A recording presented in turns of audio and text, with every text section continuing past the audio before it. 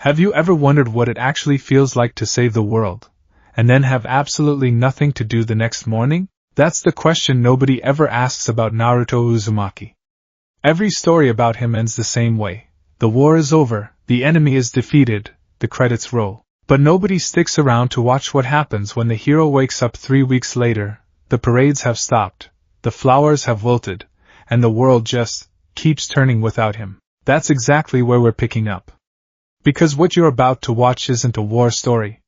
It's the story of an invention, one so dangerous, so world-shattering, that the Naruto you think you know had to become someone else entirely to create it. Before we dive in, if this is your first time here, welcome to the channel.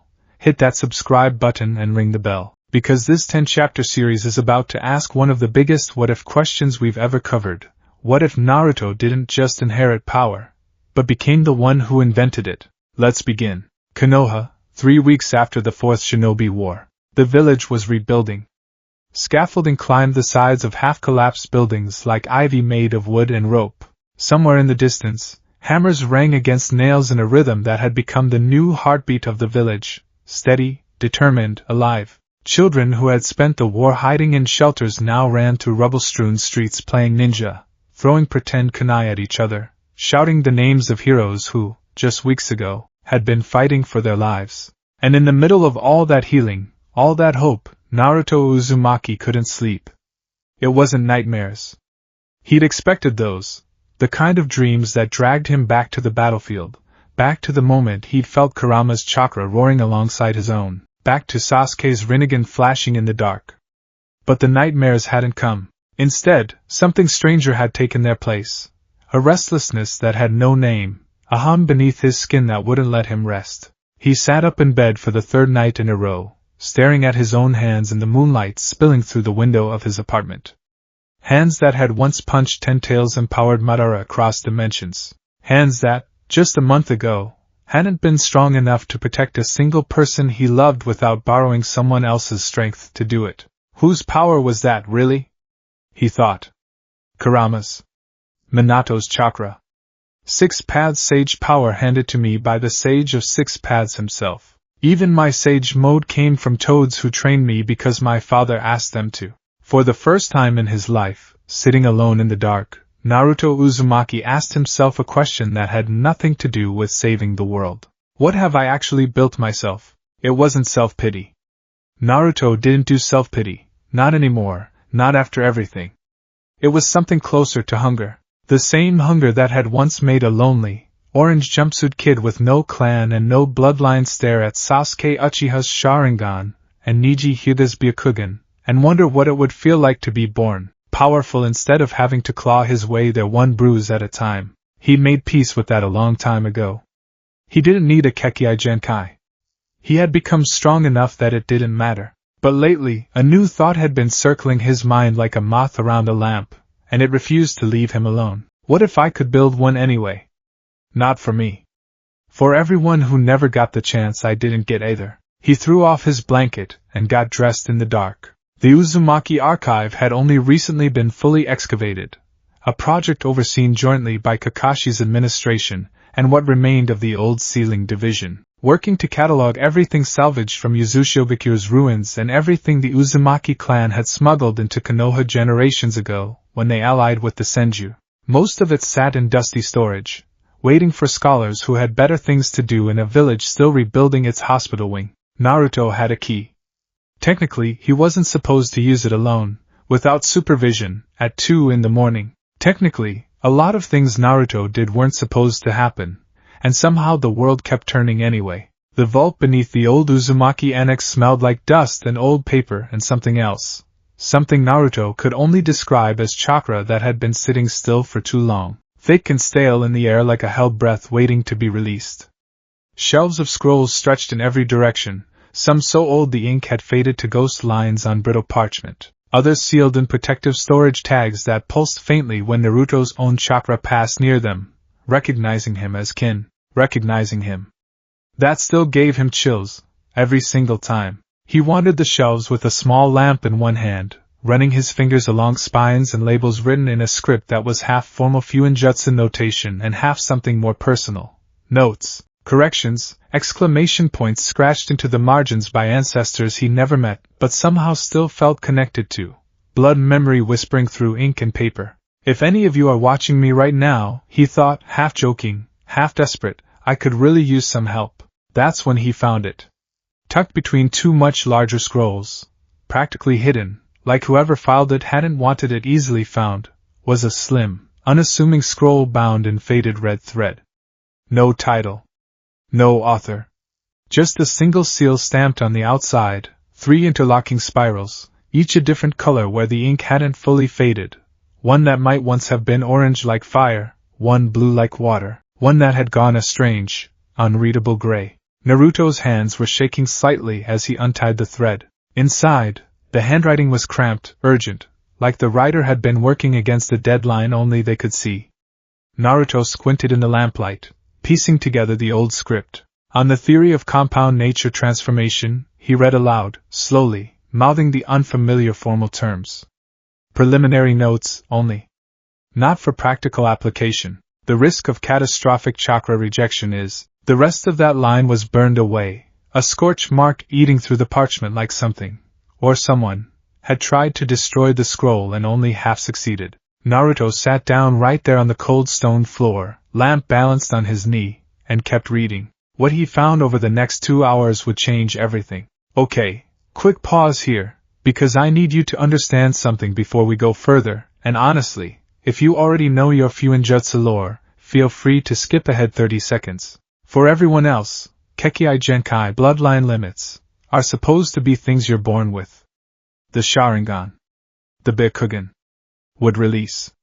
They're not techniques you learn, they're techniques encoded into your DNA, passed down through generations, requiring specific combinations of chakra natures fused together inside a single bloodline before birth. Which means, up until this exact moment in our story, nobody, not even the legendary sage of 6 paths himself, had ever successfully created one on purpose, in a living person, after birth. That's about to change. And it's about to change because of exactly the kind of person you'd never expect. The scroll wasn't a finished technique. It was a theory. One of Naruto's ancestors, some nameless Uzumaki seal master generations back, had become obsessed with a single, impossible idea. That if Kekkei Genkai were simply the result of 2 chakra natures fusing together permanently within a bloodline, then perhaps, a powerful enough Fuinjutsu array could force that same fusion artificially, within a single person's chakra network, without waiting for it to occur naturally across generations. The theory was elegant. The execution, according to the scroll's own increasingly frantic notes, was a disaster. Attempted stabilization on subject failed. One entry read. Chakra network could not sustain dual nature saturation. Subject survived but coils permanently damaged. Discontinuing experiments. This knowledge is too dangerous to pursue further. I am sealing these notes and pray no descendant is foolish enough to continue this work. Naruto stared at that last line for a long time. I am sealing these notes and pray no descendant is foolish enough to continue this work. He should have closed the scroll right there.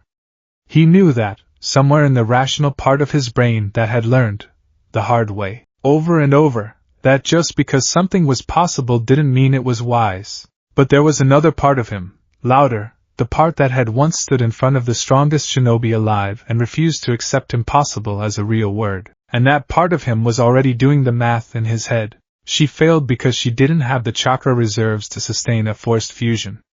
But I do. She failed because ordinary chakra coils can't hold 2 natures at once without splitting under the strain. But mine aren't ordinary. I've held Kurama's chakra. I've held 6 paths sage chakra. I've had my chakra network stretched further than any human being alive. What if the reason nobody's ever done this is because nobody who tried had what I have? He read the scroll 3 more times before the sun came up, and by the time gray dawn light was creeping through the tiny window near the vault's ceiling, Naruto Uzumaki had already made a decision that would reshape the shinobi world. He was going to finish what his ancestor started. He didn't tell anyone. Not yet. That in itself should tell you how seriously he was taking this.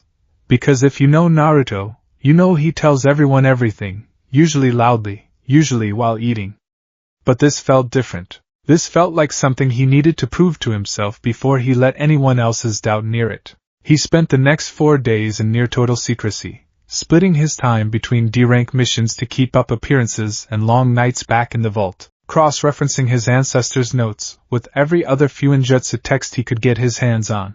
He learned the formal vocabulary of nature transformation theory, chakra affinity ratios, elemental compatibility charts, the delicate mathematics of how fire and water created boil release in the rare bloodlines that carried it naturally, how water and earth became wood release in Yamato's borrowed cells, how every known Kekkei Genkai followed the same underlying rule, 2 natures, permanently fused, sustained by a chakra network built to hold both at once. The problem his ancestor had run into wasn't the theory. It was the vessel. A normal shinobi's chakra coils were built for a single dominant nature, maybe a secondary one with training. Forcing 2 natures to fuse and stay fused required something extraordinary to contain the strain. A vessel built differently, built bigger, built to survive things that would shatter anyone else. Naruto knew exactly one person who fit that description: himself. He started designing the seal array on the 4th night, cross-legged on his apartment floor, surrounded by crumpled paper covered in false starts. He wasn't trying to build a full Kekkei Genkai yet. That would come later, he told himself, once he understood the mechanism. For now, he just wanted to prove the concept. Take 2 natures he could already access: fire, inherited loosely through affinity training, and water, which he'd worked on during his early sage training, and see if a containment seal could hold them together, even briefly, even imperfectly. Just a spark, he told himself. Just proof it's possible. Then I'll get help. If you've been watching this channel for a while, you already know that just a spark and get help afterward have never once gone according to plan for this kid. Not once. Not ever. He did it on the 5th night, alone, on the training ground behind his apartment, and the hour after midnight when even Konoha's night patrol had thinned to almost nothing. The seal array he'd drawn in chalk on the ground was crude, nothing like the elegant, generations refined Fuinjutsu his mother or Jiraiya might have produced, but functional, built from first principles and stubborn hope. He knelt in the center of it, palms pressed to the ground, and began channeling. Fire chakra first, hot and immediate, the way it always felt, like standing too close to a flame that was somehow inside him instead of in front of him. Then, carefully, layered on top, he began drawing water chakra as well, cool and heavy, usually so opposed to fire's nature that most shinobi would never even attempt to hold both simultaneously. For 3 full seconds it worked. He felt them, actually felt them, start to merge, chakra threads twisting together like vines climbing the same trellis, heat and cold spiraling into something that was either something new, something that had never existed in his body before this exact moment. A faint mist began rising off his skin, hissing where it met the warmth radiating from his palms. Steam, actual steam, generated not by any jutsu he'd learned but by the raw fusion happening inside his own chakra network. It's working, he thought, exhilaration flooding through him so fast it was almost dizzying. It's actually. And then the seal array beneath him cracked. Not physically, the chalk didn't move, but Naruto felt a crack, felt the containment structure his amateur array had tried to build around the fusing chakra simply failed to hold, unable to manage the strain of 2 natures refusing, at the last second, to stay merged. The chakra didn't just separate, it recoiled, snapping apart with violent, uncontrolled force, like a rubber band stretched too far and released all at once. The explosion of backlash chakra threw Naruto 10 feet across the training ground. He landed hard on his back, all the air punched out of his lungs, and for one long, terrifying second he couldn't feel his right arm at all, like it had simply stopped existing. Then the pain arrived, and it arrived loud. He lay there gasping, staring up at a sky just beginning to lighten at its eastern edge, cradling an arm that felt like it had been dipped alternately in fire and ice, over and over, faster than any nerve should have to process. When he finally forced himself to sit up and look, the skin along his forearm was mottled, patches of angry red scalding right next to patches gone pale and numb with something that looked disturbingly like frostbite, as if his own chakra network hadn't just failed to fuse the 2 natures but had briefly let them run wild and unchecked through his own arm instead. Okay, he thought, teeth gritted against the pain, laughing a little despite himself in that specific way people laugh when they've just done something monumentally stupid and are still, somehow, glad they tried. Okay. So. Not that easy. Sakura Haruno had a very specific tone of voice she used exclusively for Naruto Uzumaki, and it was the tone she used exactly 40 seconds after he stumbled through her apartment door at 4 in the morning, arm wrapped in a torn strip of his own shirt, grinning through obvious pain like that would somehow make this look less bad than it was. Naruto. Just his name. Flat. Final. The kind of Naruto that had, over the years, preceded some of the most memorable scoldings in Konoha history. It's not as bad as it looks, he said immediately, which, if you know anything about how these conversations always go, is never, ever true. She was already pulling him inside, already snapping on lights, already reaching for the medical supplies she kept on hand out of long habit, dressed simply in her sleep clothes with a robe pulled hastily over them, sleeves long enough to cover to her wrists, even at this hour. Her green healing chakra flared to life around her hands almost before she'd finished sitting him down at her kitchen table. This is chemical burn and frostbite, she said, examining his arm with the clinical precision that made her one of the best medical shinobi alive, and also the particular sharpness that meant she was 2 seconds from being furious. On the same limb. At the same time. Naruto, what did you do? He told her. All of it. The scroll, the theory, the seal array, the 3 seconds where 2 chakra natures had actually, briefly, fused inside his own body before everything went wrong. Sakura's hands didn't stop healing him while she listened, green chakra steady and warm, but her expression went through about 6 different stages of disbelief before settling into something Naruto recognized very well. The look she got right before she was about to yell at him, and help him anyway, sometimes in the same breath. You tried to invent a Kekkei Genkai, she said slowly, like she needed to hear the words out loud to fully process them. Alone. At 2 in the morning. With a 200-year-old scroll that your own ancestors specifically said not to continue. When you say it like that it sounds bad. It was bad, Naruto. Look at your arm. I know. I'm looking at it. It hurts. Good. It's supposed to hurt. You complete. She stopped herself, exhaled hard through her nose, and pressed her glowing palm more firmly against the worst of the burn, watching the skin slowly, painfully knit back towards something normal.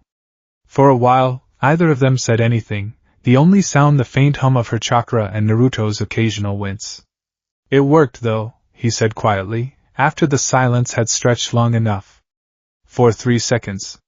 It actually worked, Sakura. I felt it, fire and water, together, not switching back and forth, not one covering the other, actually fused. Like a whole new nature. I don't even know what to call what I almost made. Sakura didn't answer right away. She'd finished healing the worst of the frostbite damage, and now she just held his arm gently between both her hands, staring at the fading burn marks like she was seeing something much bigger than an injury. You know what this means, right? She finally said. If you're right. If this is actually possible. Yeah. Naruto's voice had gone quiet in a way it rarely did, no jokes, no bluster, just the raw honesty underneath. It means Kekkei Genkai stopped being something you're born lucky enough to have. It means anyone could. It means, Sakura cut in, more gently than her earlier tone, that you just found something that could either save an enormous number of people who never got a fair shot at power, or absolutely tear this world apart if it falls into the wrong hands. Do you understand that? Do you understand what you're holding right now? Naruto looked down at his healed but still faintly discolored arm, flexing his fingers slowly, watching the last traces of scalded and frostbitten skin fade back to normal beneath Sakura's steady green glow. Yeah, he said again. I think I finally do. Now, before we go any further, I want you to think about that for a second, because this is the emotional core of everything that's about to happen over the next 9 chapters. Every single Kekkei Genkai in the history of the shinobi world has been a story about inheritance, about clans, about bloodlines, about being born into power or being born without it. That divide has started wars. It's torn families apart. It's the entire reason the Uchiha massacre happened in the first place, the entire reason clans like the Hyuga split into branch and main houses, the entire reason a kid like Naruto grew up with absolutely nothing while kids his own age carried world-ending power in their blood before they could even walk. And now that same kid, the one everyone underestimated his entire life, might be about to break that rule completely.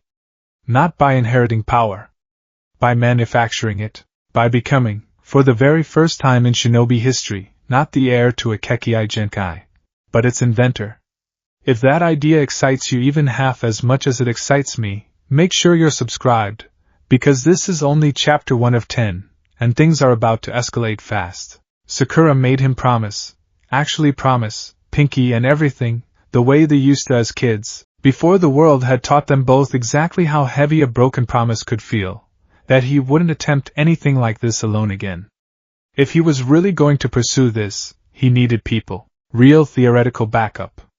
Someone who could run the numbers properly instead of eyeballing sealed geometry at 2 in the morning with the reckless confidence of a man who'd once punched a moon. Shikamaru, Naruto said immediately, once the pain in his arm had faded to a dull ache and his brain had started working again. He'll hate every second of it, but he's the smartest guy I know, and he actually reads instruction manuals instead of just, trying stuff. You should also tell Kakashi-sensei, Sakura said, and when Naruto opened his mouth to argue, she raised one hand, the universal Sakura gesture for do not test me right now. He's the Hokage, Naruto. If this is real, it's not just your business anymore. It's the whole village's business. Maybe the whole world's. Naruto sat with that for a long moment, staring at the faint scar already beginning to fade on his forearm, the first physical mark of an idea that, 3 days ago, hadn't even existed yet. He thought about every kid he'd ever met who'd been told they weren't good enough, weren't special enough, hadn't been born with the right last name to matter. He thought about himself at 7 years old, sitting alone on a swing outside the academy, watching Sasuke Uchiha walk by surrounded by admirers who worshipped him for a bloodline he hadn't done a single thing to earn. He thought about what it would mean if that swing-set kid had never had to wonder whether he was enough. Okay, he said finally, quiet but certain. Shikamaru first. Then Kakashi-sensei. I'm not doing this alone. But Sakura. He looked up at her, and for once there was nothing goofy in his expression at all. Nothing but the same steady determination that had once convinced an entire village he could become Hokage when absolutely no one else believed it. I'm still doing this. Whatever it takes to make it safe, whatever it takes to actually understand it properly, I'm going to figure this out. Because if I can really do what I think I can do, then no kid in this village, or any village, ever has to feel like I did. Like they were born on the outside looking in. Sakura studied him for a long moment, really looked at him, the way she'd learned to over more than a decade of friendship, watching for the difference between Naruto's usual reckless optimism, and something that ran much deeper. What she found, apparently, satisfied her, because the sharp edge finally left her expression, replaced by something softer, something that looked almost like pride. Then let's do it properly, she said. Starting with getting you some sleep before you fall over. He didn't sleep, not really. Not with his mind racing through spiral after spiral of sealed geometry, nature ratios, the phantom sensation of fire and water briefly, impossibly fused together beneath his own skin. But he lay on Sakura's couch until sunrise anyway, staring at the ceiling, running the failed experiment over and over in his head, searching for the exact moment the containment array had cracked. It wasn't the fusion that failed, he realized, somewhere around dawn. Sitting bolt upright so fast he startled the small orange cat that had wandered in through Sakura's window sometime in the night. The fusion worked. It was the container. My seal wasn't strong enough to hold what I created once I'd created it. That was the missing piece. Not whether two natures could fuse inside a living body. He'd already proven, however briefly, however painfully, that they could. The real problem, the problem his ancestor had died without solving, the problem an entire branch of Uzumaki Fuinjutsu theory had been abandoned over 200 years ago, was containment. A vessel strong enough not just to create the fusion, but to hold it, permanently, safely, without the chakra network itself paying the price. And Naruto Uzumaki happened to know exactly one clan in history famous, above all others, for exactly one specialty, sealing things so they stayed sealed. He was on his feet before the sun had fully cleared the rooftops of Konoha, arms still faintly tender, mind absolutely alight with an idea so big it made the ache barely register at all. He knew, with the same bone-deep certainty that had once carried him through an impossible war, that he'd just found the beginning of something that would change everything, not just for him, but for every shinobi ever born on the wrong side of a bloodline lottery they never got to enter. He didn't know yet about the theft that was already forming in the shadows of that same night, a set of careless early notes, left unguarded in a moment of exhaustion, about to fall into hands that would use his half-finished breakthrough for something far darker than he'd ever intended. He didn't know that the seal he'd cracked open in an abandoned vault at 2 in the morning had just started a countdown that all 5 great shinobi nations would eventually be forced to reckon with. All Naruto knew, standing in the golden light of a Konoha sunrise with a healing burn on his arm and an impossible idea burning brighter in his chest, was this. He wasn't just going to inherit history anymore. He was going to write a brand new page of it, one seal at a time. What if Naruto created artificial Kekkei Genkai? Shikamaru and Nara had exactly one rule about being woken up before 9 in the morning, and it was this: it had better be an emergency, or he was going straight back to bed regardless of who was standing in his doorway. Naruto broke that rule at 7:15. This had better be good, Shikamaru muttered, standing in his doorway in loose sleep clothes, hair mercifully still tied back from the night before, squinting at Naruto like the sunlight itself had personally offended him. Because I was having a genuinely excellent dream about doing absolutely nothing, and you are currently ruining it. It's better than good, Naruto said, already pushing past him into the small apartment, practically vibrating with the kind of energy Shikamaru had learned, over many years of friendship, to be deeply suspicious of. It's the biggest thing I've ever found. Bigger than Sage Mode. Bigger than the Nine Tails. Maybe bigger than the whole war. Shikamaru rubbed his eyes and reached automatically for the kettle, because if Naruto was going to ruin his morning, he was at least going to have tea while it happened. That's a troublesome way to start a sentence at 7 in the morning. I made a new Kekkei Genkai. The kettle very nearly slipped out of Shikamaru's hand. He set it down slowly, deliberately, on the counter, and turned to look at Naruto with the specific, weighing stare he usually reserved for enemy shinobi whose intentions he hadn't quite figured out yet. Say that again. Well, I tried to. It didn't exactly work. It exploded. But it worked enough that I know it's possible, Shikamaru. I actually felt it happen. Fire and water fusing together inside me for like 3 whole seconds before. Sit down, Shikamaru said, in the tone of a man who had just accepted, with great reluctance, that his morning was already over. Start from the beginning. And don't leave anything out, because I swear, Naruto, if you did something monumentally stupid without telling anyone, I told Sakura. Eventually. After it already happened, Shikamaru closed his eyes and exhaled a long, suffering breath, the exact particular sigh of a man who had spent his entire life being smarter than the people around him and somehow never once being listened to, by any of them. Start from the beginning, he repeated. Please. It took nearly an hour for Naruto to walk him through everything, the scroll in the vault, his ancestors' abandoned research, the crude seal array, the 3 seconds of genuine fusion, and the violent, painful failure that followed. Shikamaru listened the entire time without interrupting, sipping his tea, occasionally closing his eyes to think, occasionally asking sharp, precise questions that made Naruto realize just how many gaps there still were in his understanding. By the time Naruto finished, the tea had long gone cold, and Shikamaru was staring at the ceiling with the particular intensity of a man doing extremely complicated math entirely inside his own head. Okay, he said finally. I have 3 problems with this, and I want you to actually hear them before you get excited again. I'm listening. First, chakra nature fusion isn't inherently impossible. We already know combination techniques exist. Boil release, wood release, lava release. All of them are proof that 2 natures can coexist and produce a third, distinct nature under the right conditions. The problem has never been whether it's theoretically possible. It's been sustaining it. Every known Kekkei Genkai fuses those natures at a cellular level, encoded before birth, built into the chakra network from the very beginning. What you're describing is trying to force that same fusion into a fully grown, already established chakra network. That's like trying to rebuild the foundation of a house while people are still living inside it. Okay, that's fair, but I'm not done. Shikamaru held up a hand. Second problem. Even if you can force the fusion, and even if you can contain it long enough for it to stabilize, you still need the vessel to survive the process. Which means whoever attempts this needs a chakra network flexible enough, and strong enough, to withstand two natures rewriting its structure without simply tearing itself apart in the process. That's an incredibly narrow set of requirements. Do you understand how few people alive could actually survive an experiment like that? Naruto's mouth had gone a little dry.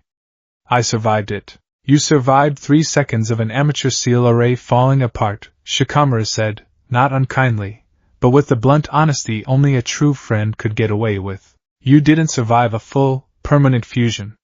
There's a difference, and it's the difference between an interesting first data point and an actual finished technique. Naruto sat with that for a moment, some of his earlier excitement dimming slightly under the weight of Shikamaru's relentless logic, which, annoyingly, was exactly why Naruto had come to him in the first place. What's the third problem?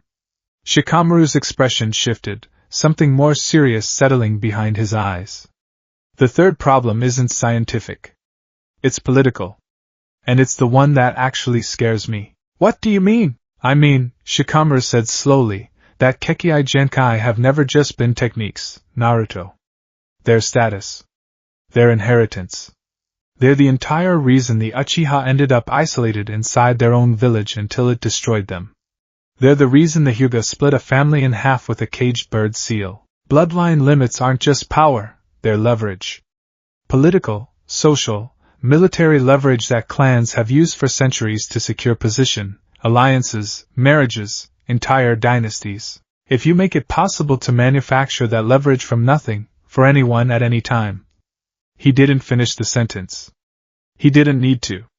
Naruto felt the weight of it settle in his chest anyway. You think it'll cause chaos, Naruto said quietly. I think, Shikamaru said, that the moment this becomes real, and the moment word gets out, and word always gets out, you are going to have every clan, every village, and possibly every rogue faction in every hidden village suddenly extremely interested in what you're doing. And not all of them are going to be interested for good reasons. Now, I want you to sit with that for a second, because Shikamaru's not wrong, and honestly, this is exactly why this what-if hits differently than a lot of the other ones we've covered on this channel. Think about it. Every Kekkei Genkai war in this entire series history, the Uchiha massacre, the entire Hyuga branch house system, the endless clan rivalries that shaped the shinobi world for centuries, all of it comes back to one simple, brutal truth. Bloodlines are power you can't buy, can't train for, can't earn. You're either born with it, or you spend your whole life on the outside looking in. Naruto just found a way to break that rule completely. And Shikamaru, being the genius he is, immediately understood something Naruto hadn't quite processed yet. Inventions this big don't stay secret. And they definitely don't stay safe. Despite every one of his own warnings, Shikamaru agreed to help. Because, as he put it with visible reluctance, if you're going to do this insane thing regardless of what I say, I'd rather you do it with proper theory instead of guesswork that nearly costs you an arm next time. Over the following 2 days, the two of them worked in a private back room of the newly reopened Nara Research Annex, surrounded by scrolls, ink-stained charts, and an increasingly complex web of diagrams pinned across every available wall. Shikamaru approached the problem the way he approached everything, methodically, exhaustively, refusing to let Naruto skip a single step no matter how impatient he got.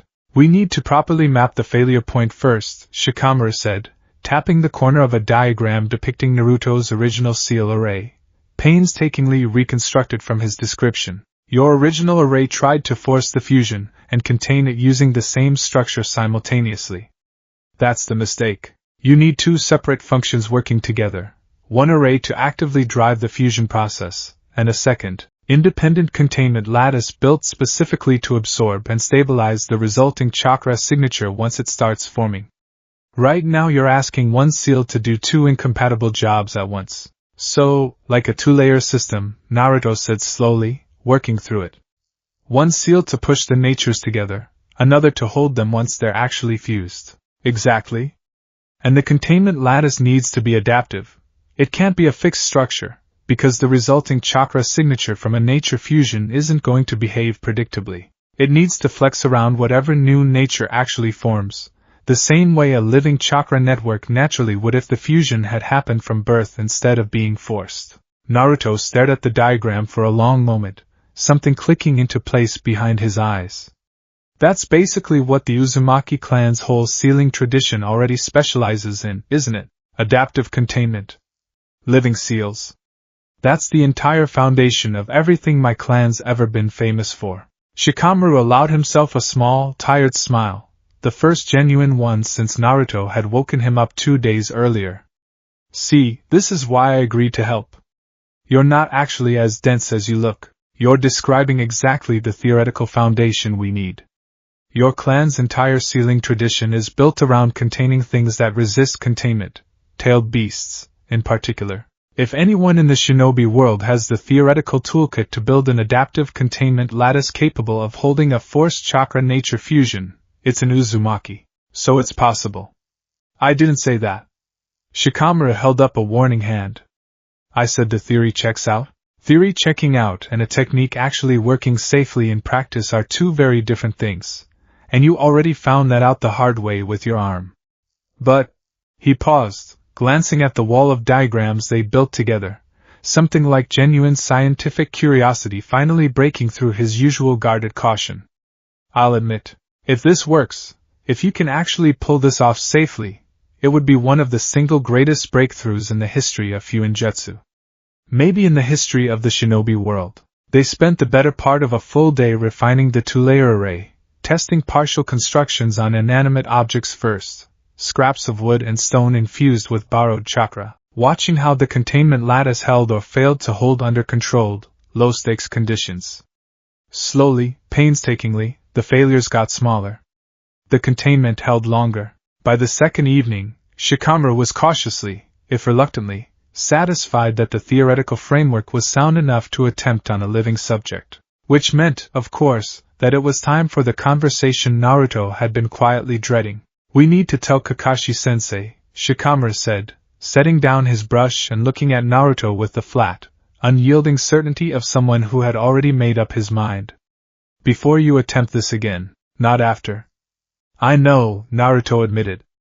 I already promised Sakura I would. He hesitated, staring at the finished diagram between them, an intricate, elegant thing that had taken 2 exhausting days to design. I guess I was scared he'd say no. That he'd shut it down before I even got the chance to prove it works. Shikamaru studied him for a long moment. Naruto. He's not going to shut it down because he doesn't trust you. If anything, that's not even the risk here. The risk is that this is genuinely, seriously dangerous, to you, to whoever else you eventually test it on, and potentially to the entire political balance of the shinobi world. If Kakashi-sensei has concerns, it won't be because he doubts you. It'll be because he's the Hokage, and it's literally his job to think about consequences you and I are too excited to think about right now. Naruto exhaled slowly, some of the nervous energy draining out of him. Yeah. Okay. You're right. He managed a small, crooked grin. Since when did you get so wise about this stuff? Since roughly the moment you told me you tried to invent a bloodline limit alone at 2 a.m, Shikamaru said dryly. Some of us learn caution the easy way, by watching someone else nearly lose an arm. Kakashi Hataki's office, high in the reconstructed Hokage Tower, still smelled faintly of fresh lumber and drying paint, a small, constant reminder of everything the village had rebuilt from ash in the months since the war ended. Kakashi himself sat behind his desk in the plain, official robes of his office, mask in place as always, a single visible eye tracking Naruto and Shikamaru as they entered with the particular wariness of 2 people about to deliver news they weren't entirely sure he wanted to hear. This looks serious, Kakashi observed, setting down the report he'd been reading. Shikamaru, you only ever come to my office in person when something's gone wrong or something's about to. Both, potentially, Shikamaru said. Depending on how the next few minutes go. Kakashi's visible eyebrow rose slightly. He gestured to the 2 chairs across from his desk. Sit. Explain. So Naruto did. The whole story again, from the vault to the scroll to the failed experiment to the 2 days spent refining theory with Shikamaru. Kakashi listened in near total silence, hands folded in front of him, expression giving away nothing beyond the occasional slow blink, the only outward sign that he was processing something significantly larger than he'd expected to walk into his office that morning. When Naruto finally finished, the room fell into a long, heavy quiet. "Let me make sure I understand," Kakashi said finally, voice carefully even. "You found a 200-year-old abandoned research project theorizing that Kekkei Genkai could be artificially manufactured through forced chakra nature fusion. You attempted it on yourself, alone, without authorization, and sustained injuries requiring emergency medical treatment. And now, having refined the theory with Shikamaru's help, you're informing me that you intend to attempt it again." When he put it like that, Naruto felt distinctly like a kid being called into the principal's office. "Yes. But safer this time. Way safer." Kakashi was quiet for a long moment, studying Naruto with an expression that had shifted, somewhere in the last few sentences, from cautious concern into something Naruto hadn't quite expected, genuine, weighty consideration. "Do you understand what you're describing, Naruto?" Kakashi finally asked. "Not the Fuinjutsu mechanics. The implications. Shikamaru already gave me the whole political lecture," Naruto said. "Clans, leverage, bloodline politics, the whole thing." "Then let me add to it," Kakashi said, standing and moving to the window overlooking the half-rebuilt village below, scaffolding and rooftops, and in the distance, the fresh stone faces of the Hokage monument, Naruto's own face now carved permanently alongside his predecessors. Every shinobi nation in this world has spent generations at war, in part, over exactly this kind of power. Clans have been slaughtered for their bloodlines. Villages have been founded specifically to consolidate and protect them. The entire balance of power between the 5 great nations rests, in no small part, on which villages happen to possess which Kekkei Genkai, and how many shinobi carry them. He turned back to face Naruto, expression unusually solemn. "If what you're describing is real, if Kekkei Genkai can be manufactured rather than inherited, you are not simply inventing a new jutsu. You are proposing to rewrite one of the fundamental power structures of the entire shinobi world." Naruto held his gaze, not backing down, even though every word landed with real weight. "I know it's huge, Kakashi-sensei. I know it's scary. But think about what it could actually mean, if we do it right. Every kid who ever got looked down on for not being born into the right family. Every shinobi who worked twice as hard as everyone else their whole life and still hit a ceiling because they didn't have the right bloodline. What if that ceiling didn't have to exist anymore? What if anyone with the will to earn it could actually get the power to back it up?"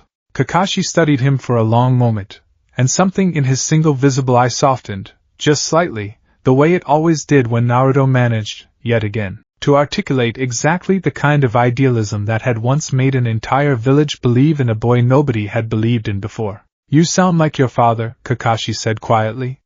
"He used to talk about equality the same way. Not as an abstract idea, but as something worth risking everything for." Naruto felt something tighten in his throat at that.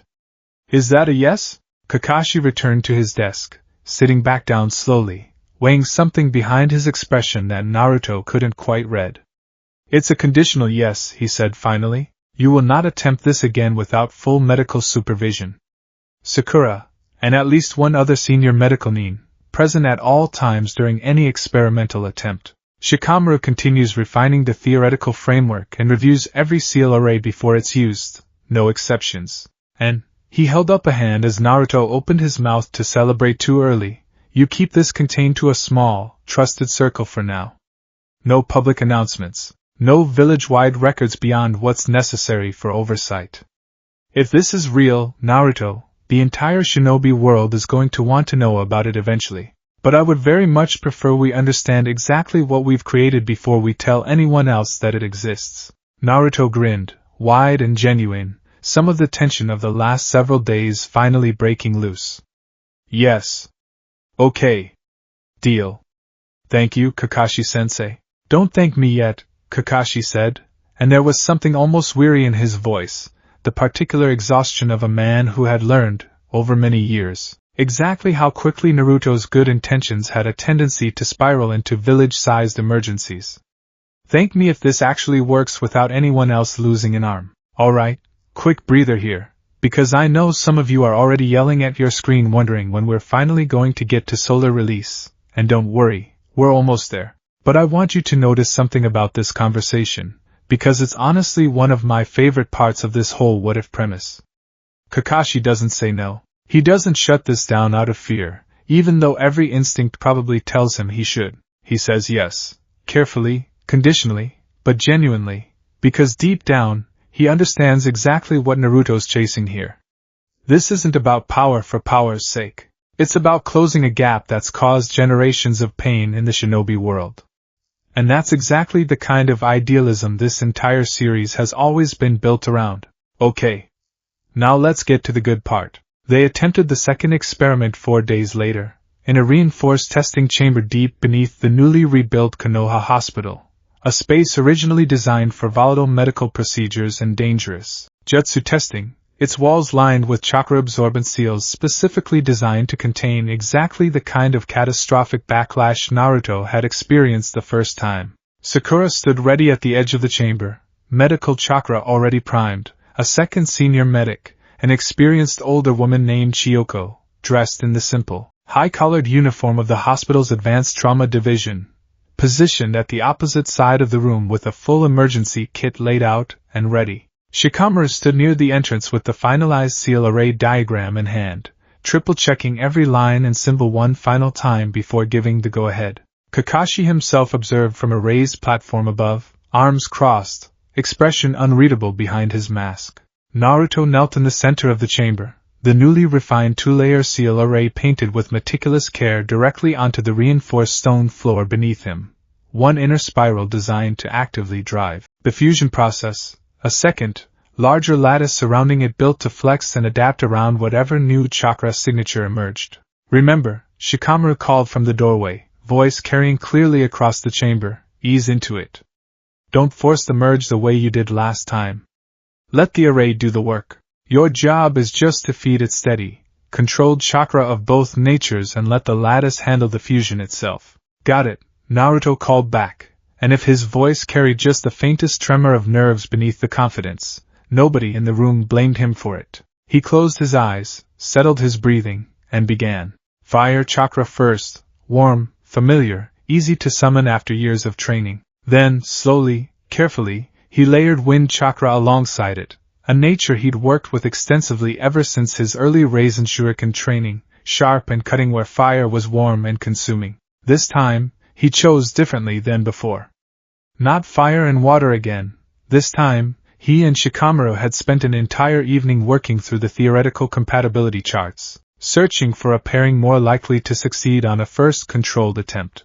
Fire and wind, they'd determined, shared enough underlying compatibility in their chakra signatures that the fusion should, in theory, prove more stable than the more opposed pairing he'd first attempted. The two natures began to merge inside him, and immediately, Naruto felt the difference from his first attempt. Where fire and water had fought each other from the very first instant, violently opposed, fire and wind seemed almost eager to intertwine, wind feeding fire's intensity, fire lending wind a heat it had never carried before. Both natures spiraling together inside the containment lattice like they'd been waiting, this entire time, for exactly this moment. The seal array beneath him began to glow, not the harsh red-orange of his first failed attempt, but something new entirely, a brilliant, searing gold-white light that seemed to pulse from somewhere deep inside his own chakra network rather than simply radiating off the seal's surface. Chakra signature is stabilizing, Shikamaru called out, voice tight with focus as he watched the array's response in real time. It's holding, Naruto, it's actually holding. Naruto barely heard him. He was too deep inside the sensation building within his own body, heat and cutting force merging together into something that felt, for the first time, less like two separate chakra natures fighting for dominance, and more like a single, unified force finding its own natural shape. It didn't feel like fire. It didn't feel like wind.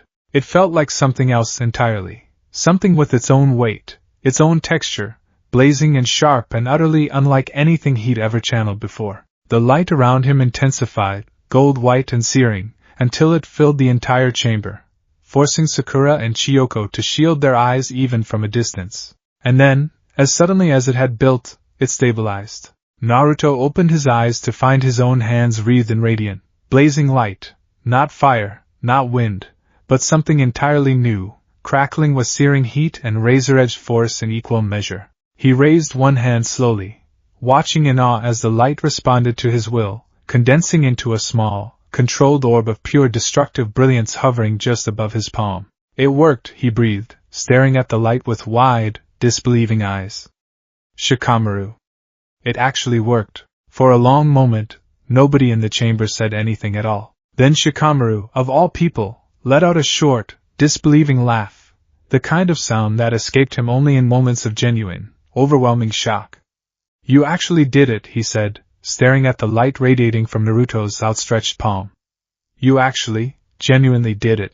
Sakura had already rushed forward, medical chakra flaring protectively as she checked Naruto's vitals, running practiced hands along his arms, his chest, watching for any sign of the chakra rejection that had nearly cost him an arm days earlier.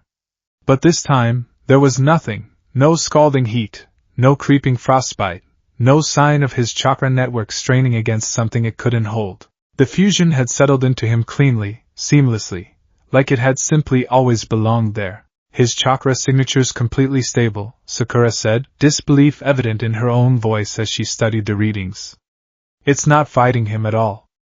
It's, Naruto, it's actually integrated. This isn't temporary. This is permanent. Above them, on the raised observation platform, Kakashi finally lowered his crossed arms, staring down at the impossible, blazing light radiating from his student's palm with an expression that, for once, held no trace of his usual masked composure. Just raw, unguarded astonishment. Solar release, Naruto said softly, testing the name on his tongue as he watched the light dance and pulse above his palm, warm and sharp and entirely, unmistakably his own.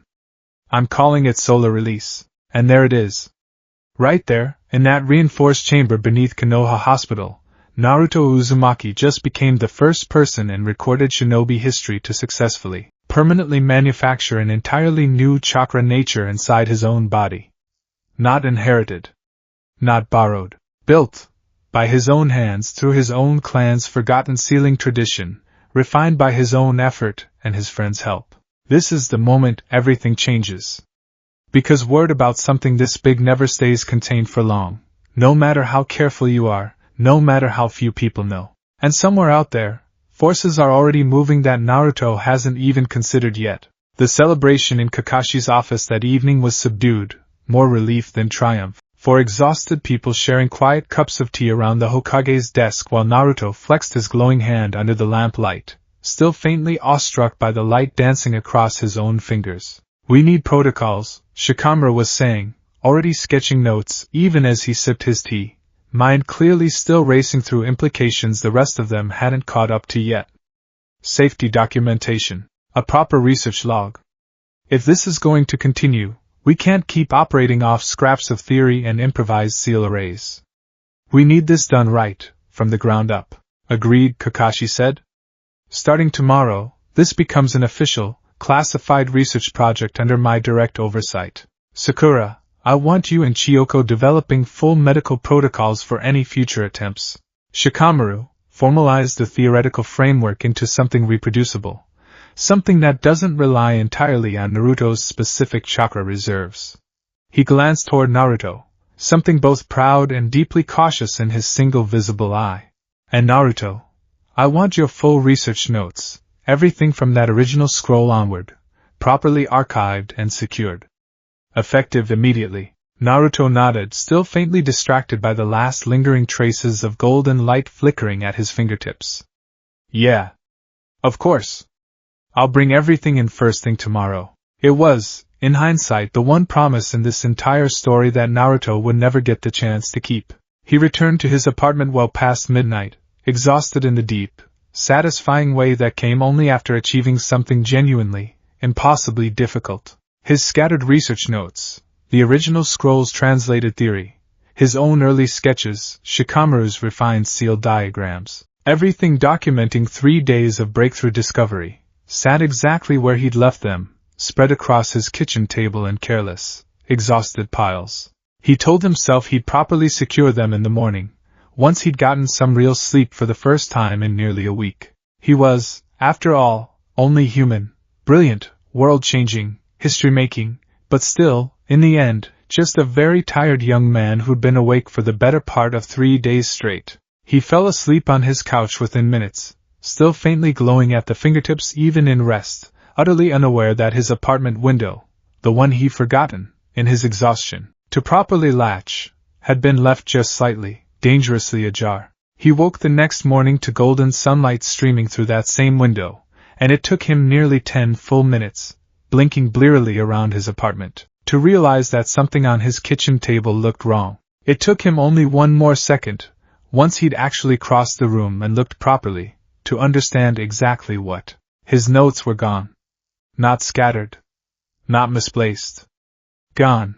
Every page of the original translated theory, every refined sealed diagram Shikamaru had spent 2 exhausting days perfecting, every early sketch documenting the painful trial and error process that had led, finally, to Solar Release's successful creation. All of it vanished sometime in the few short hours he'd spent asleep on his own couch, taken by hands he hadn't seen and couldn't yet begin to guess at. Naruto stood frozen in his own kitchen, morning sunlight warm against his skin, staring at the empty space where the single most dangerous, world-changing discovery of his life had been sitting, completely unguarded, just hours before. No, he thought, ice-cold dread flooding through the exhausted satisfaction of the night before. No, somewhere out there, in the early morning light of a village still rebuilding from war, an idea capable of rewriting the entire balance of power across 5 shinobi nations was now in hands Naruto couldn't even begin to identify, and whoever held it now had absolutely no reason to handle it with the same care he had. Kakashi Hatake did not raise his voice often.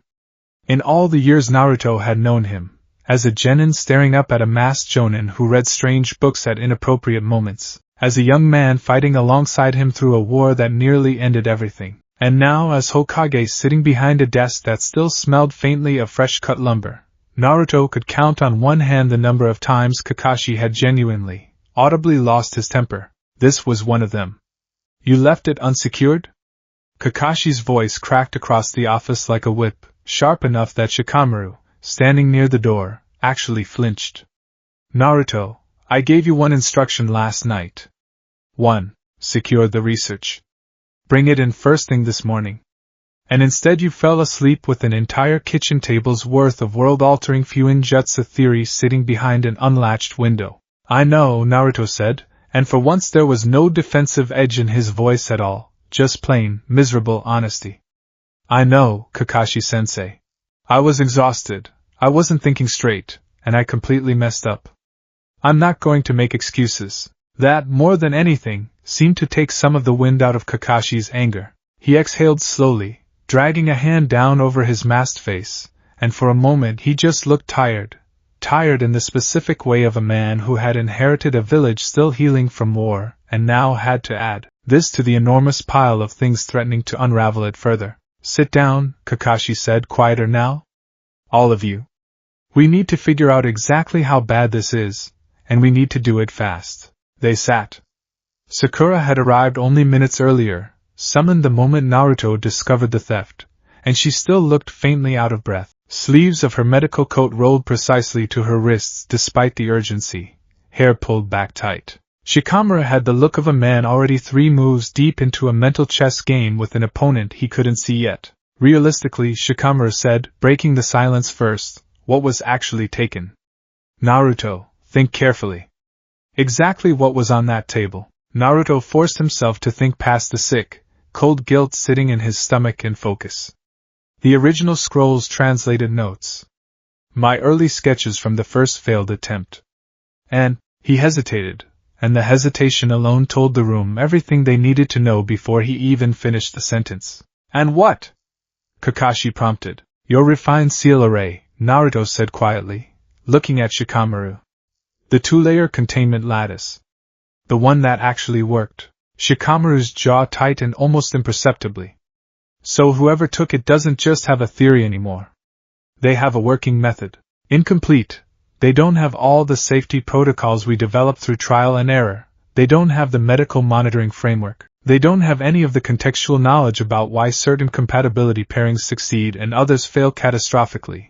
But they have enough to attempt it themselves. Which means, Sakura said slowly, dread creeping into her voice, if they try it without understanding the failure risks the way we do now, they could hurt themselves exactly the way Naruto did on his first attempt.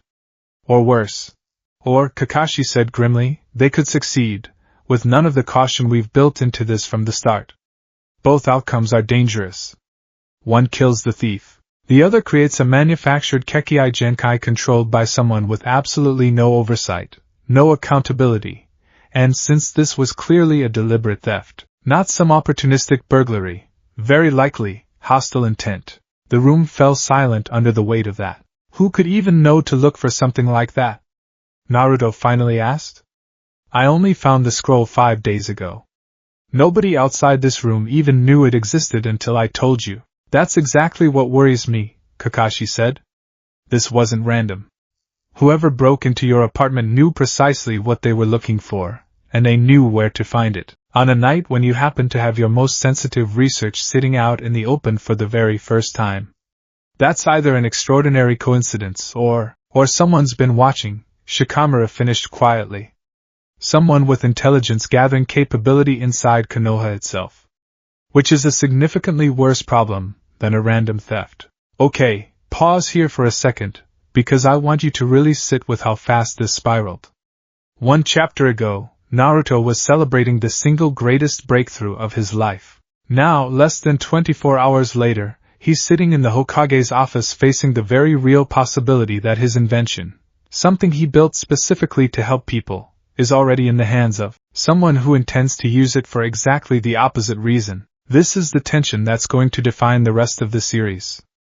Every step forward Naruto takes with this technology is going to be shadowed by the reality that it can't be uninvented. Once an idea like this exists in the world, it exists for everyone, the people who want to use it to heal, and the people who want to use it to hurt. Keep that in mind.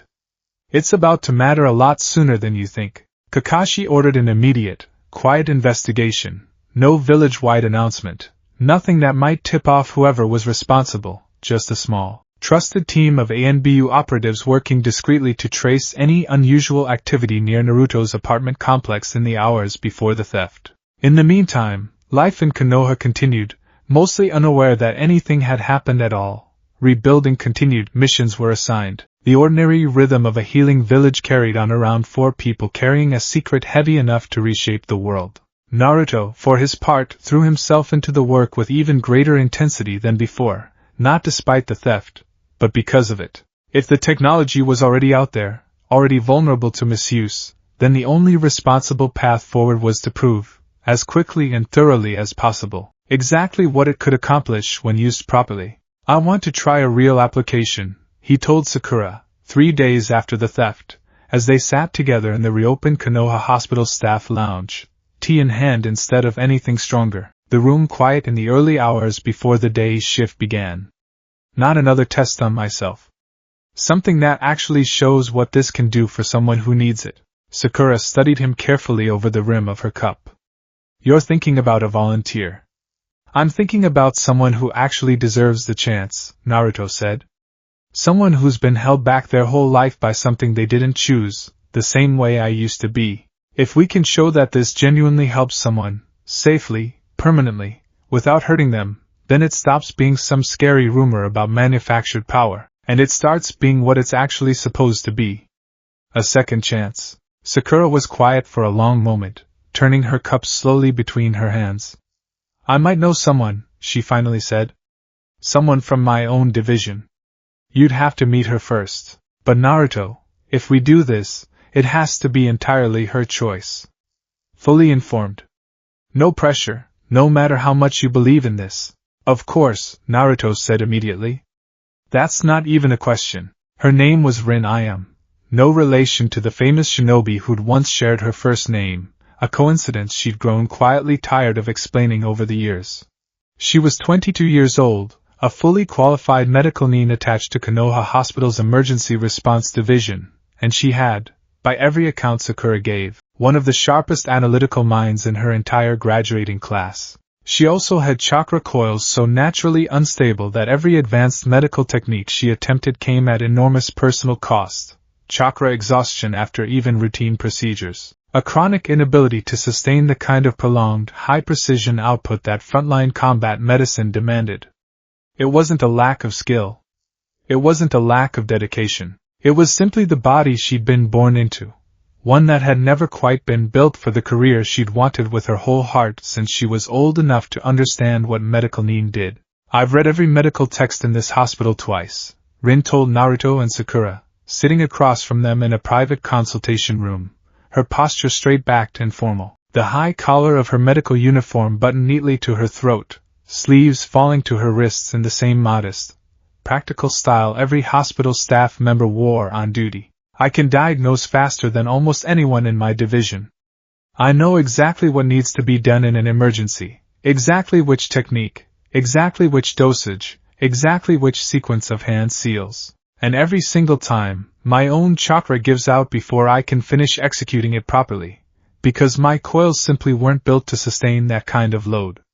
Her voice was steady, controlled, but there was a rawness underneath it that spoke of years of quiet, private frustration. I've watched people I could have saved die because my body couldn't keep up with what my mind already knew how to do. Naruto felt that statement land somewhere deep in his chest, an echo, distorted but unmistakable, of every year he'd spent watching classmates surpass him not through greater effort, but through advantages he simply hadn't been born with. That's exactly why I wanted to talk to you, he said quietly. What if it didn't have to be that way anymore? Sakura explained everything, carefully and thoroughly. The theory, the process, the very real risks involved, the fact that this had only ever been successfully attempted once before, on Naruto himself, under conditions that couldn't be perfectly replicated for anyone else. She didn't sugarcoat any of it. She laid out, in careful medical detail, every possible complication, every way the procedure could fail, every reason Rin might reasonably choose to walk away without a shred of judgment from either of them. Rin listened to all of it without interrupting, hands folded neatly in her lap, expression unreadable until Sakura finally finished. What natures are you considering? She asked. Naruto glanced at Sakura before answering. Water and Yin. Water because it's already a strong secondary affinity for a lot of medical need, easier groundwork to build from. Yin because it governs the spiritual, illusion-based side of chakra, perception, diagnostics, precision. We think a fusion between the two could create something that helps exactly the kind of work you're already trying to do, just without your coils having to fight against themselves to sustain it. What would it actually let me do? Honestly? Naruto admitted. We don't know exactly. Not until it actually happens. That's the truth of every new nature we make. We understand the theory of the fusion, but the technique itself only fully reveals its shape once it's stabilized inside a living chakra network. Solar release wasn't something I designed feature by feature. It was something that emerged, once fire and wind found their own balance inside me. Rin was quiet for a long moment, staring down at her own hands that had trained for years to save lives and had, too many times, simply run out of chakra before they could finish the job. I've spent my entire career watching people who happen to be born into strong chakra lines outperform me without trying nearly as hard as I do, she said finally, quietly. I've made peace with a lot of things about my own limitations. But I never made peace with watching a patient die because my body couldn't sustain a technique my mind already knew how to perform. She looked up, meeting Naruto's eyes directly, something resolute settling into her expression. If there's even a chance this could change that, I want to try. And there it is. The moment this entire series really starts to earn its premise. Because up until now, this has been Naruto's story. His discovery, his risk, his breakthrough. But starting right here, in this quiet consultation room, this stops being just about one person's power. This is about every shinobi who ever poured everything they had into becoming great, only to hit a wall built entirely out of genetics they never got to choose. Rin represents every single one of them, and what happens to her over the next several scenes is going to set the entire emotional tone for the rest of this series. The procedure took place 5 days later, in the same reinforced testing chamber beneath Konoha Hospital where Naruto had first created solar release, though this time, the preparation was significantly more extensive. Sakura and Chiyoko spent the better part of 2 full days running detailed diagnostic scans of Rin's chakra network, mapping her coil structure with meticulous precision, identifying exactly where a water and infusion would need to integrate to minimize strain on her already unstable foundation. Shikamaru redesigned the containment lattice specifically for her, a delicate, individualized array that accounted for her unique chakra signature rather than simply replicating the pattern that had worked for Naruto's fire and wind fusion. It was, he admitted with visible frustration, significantly harder than the first attempt. Your chakra network isn't like Naruto's, he explained to Rin the night before the procedure, both of them poring over diagrams spread across a long table. His coils are unusually large and resilient. A lifetime of holding tailed beast chakra will do that to a person. Yours are naturally more delicate, which is exactly the problem you've always struggled with. That means the containment lattice has to be built entirely differently. More flexible. More forgiving. It has to actively support your existing structure instead of just holding a fusion in place around it. Can you actually do that? Rin asked, studying the diagram with the same sharp, analytical focus she brought to every medical case. I think so, Shikamaru said. But I won't lie to you, this is genuinely more complicated than what we built for Naruto. If anything goes wrong during the fusion process, your existing chakra network is more fragile, which means the margin for error is smaller. Rin studied the diagram for a long moment, then nodded once, decisively. I understand the risk. I'm still choosing to proceed. The morning of the procedure, the chamber was crowded with more people than the first attempt had involved. Sakura and Chiyoko both stationed at the ready with medical chakra primed. Shikamaru triple-checking every line of the newly designed containment array, Kakashi observing from the raised platform above with the same careful, watchful intensity he'd brought to Naruto's own procedure days earlier. Naruto himself stood just outside the primary seal array, close enough to intervene if something went wrong, far enough to give Rin the space to focus entirely on her own chakra. Rin knelt in the center of the array, dressed simply in a plain training uniform, high-collared and full-sleeved, hair pulled back tightly from her face. She looked, Naruto thought, remarkably calm for someone about to become only the second person in recorded history to attempt what she was attempting. Whenever you're ready, Shikamaru said quietly. Rin closed her eyes, took one long, steadying breath, and began. Water chakra first, cool, fluid, the nature she'd always had the strongest natural affinity for despite her coil's broader instability. Then, carefully, following the specific sequence Shikamaru had designed for her, she began layering yin chakra alongside it, the spiritual, perception-oriented nature threading itself delicately through the water's steady flow. For a moment, nothing happened at all. Then, slowly, the seal array beneath her began to glow, not the searing gold white of Naruto's solar release, but something softer, cooler, a shimmering silver-blue light that seemed to ripple and shift like light reflecting off disturbed water. Chakra signatures forming, Sakura called out, watching the readings with fierce concentration. It's Shikamaru, is this normal, the way it's rippling like that? I think so, Shikamaru said, though there was real tension in his voice as he watched the array respond. It's finding its own shape. Just like Naruto's did. Let it settle. The silver-blue light intensified, rippling outward from Rin's kneeling form in slow, deliberate waves, until the entire chamber seemed to shimmer faintly, as though everyone inside it were standing at the bottom of a perfectly still, moonlit lake. Rin's breathing remained steady throughout, her expression caught somewhere between intense concentration and something like wonder, as though she could feel the two natures inside her finding their balance in real time. Then, gradually, the light began to still. Rin opened her eyes.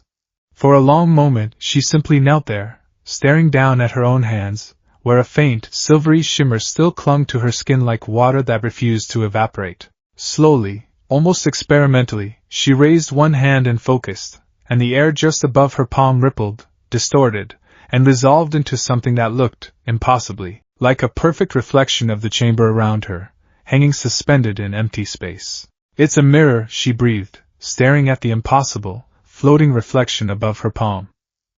I can see the whole room. Every angle at once. Sakura had already rushed forward, chakra flaring protectively as she checked Rin's vitals with practiced hands. Her chakra signature's stable, she reported, relief flooding her voice. It's integrated cleanly. Rin, how do you feel? Any pain, any strain? I feel. Rin paused, testing the sensation, an expression of quiet astonishment slowly spreading across her face. I feel steady. For the first time in my entire life, I don't feel like my own chakra is fighting me. It's just here. Like it was always supposed to be like this. She raised her hand again, and this time the floating reflection sharpened, resolving into something far more detailed than a simple mirror image. Naruto watched, astonished, as the reflection began to show not just the room, but faint outlines of chakra pathways within his own body, visible through the rippling silver-blue surface like an X-ray rendered in living light. I can see chakra flow, Rin said, wonder creeping into her voice. Actual chakra pathways, through the reflection. Sakura, I think this could revolutionize diagnostic medicine. I could identify internal chakra damage in seconds, without a single invasive scan. Mirror release, Naruto said softly, watching the impossible, shimmering reflection hover above Rin's palm. That's what we're calling it. And there it is again, a second successful, permanent nature fusion, and this one might honestly be even more meaningful than the first. Because solar release was proof of concept, mirror release is proof of purpose. This is exactly what Naruto set out to build in the first place, not just raw destructive power, but a genuine second chance for someone who'd spent her entire life fighting against a body that never quite matched her ambition. If you're feeling that finally, someone gets a happy ending feeling right now, hold on to it. Because we're about to cut to something a whole lot darker, and it's going to remind you exactly why this technology was never going to stay this simple for long. Word of Rin's successful procedure spread quickly through the hospital's senior staff over the following days. Carefully, quietly, exactly as Kakashi had insisted. But even careful secrets have a way of leaking through the cracks of a village as tightly woven as Konoha. Whispers began circulating among the medical division, then among senior jonin, then, inevitably, among the clan elders who had spent their entire lives treating bloodline limits as the exclusive, jealously guarded property of birthright. Some of those whispers, Naruto would later learn, carried much further than anyone in that chamber had anticipated. 3 days after Rin's successful transformation, deep in a stretch of contested territory along the border between the Land of Fire and a smaller, less stable neighboring nation, a very different kind of experiment was already underway. One being conducted not with careful medical oversight and years of accumulated trust, but with stolen, incomplete theory, desperate ambition, and none of the caution that had kept Naruto's own work from ending in tragedy. In a hidden encampment, far from any village's watchful eye, a small group of rogue shinobi, former clan members, mercenaries, and at least one disillusioned former Konoha operative who had never forgiven the village for stripping his family's standing generations ago,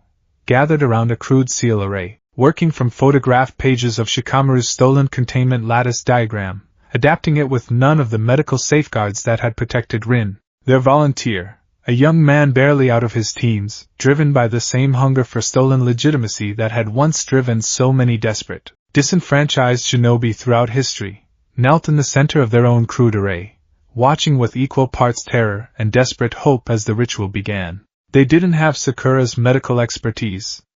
They didn't have Shikamaru's careful theoretical refinement. They didn't have Kakashi's cautious, deliberate oversight, or weeks of controlled testing on inanimate objects before ever attempting a fusion on a living body. What they had was ambition, incomplete knowledge, and a burning desire to prove that manufactured power belonged to anyone willing to take the risk, regardless of the cost. Back in Konoha, unaware entirely of what was already unfolding beyond the village's borders, Naruto allowed himself, for the first time in what felt like weeks, a genuine moment of quiet satisfaction. He sat with Rin and Sakura in the hospital courtyard as evening settled gently over the rebuilding village, watching Rin experiment carefully with her new mirror release, small rippling reflections blooming and fading above her palm like silver flowers opening and closing in the fading light. "Thank you," Rin said quietly, watching her own reflection distort and dissolve in the small mirror hovering above her hand.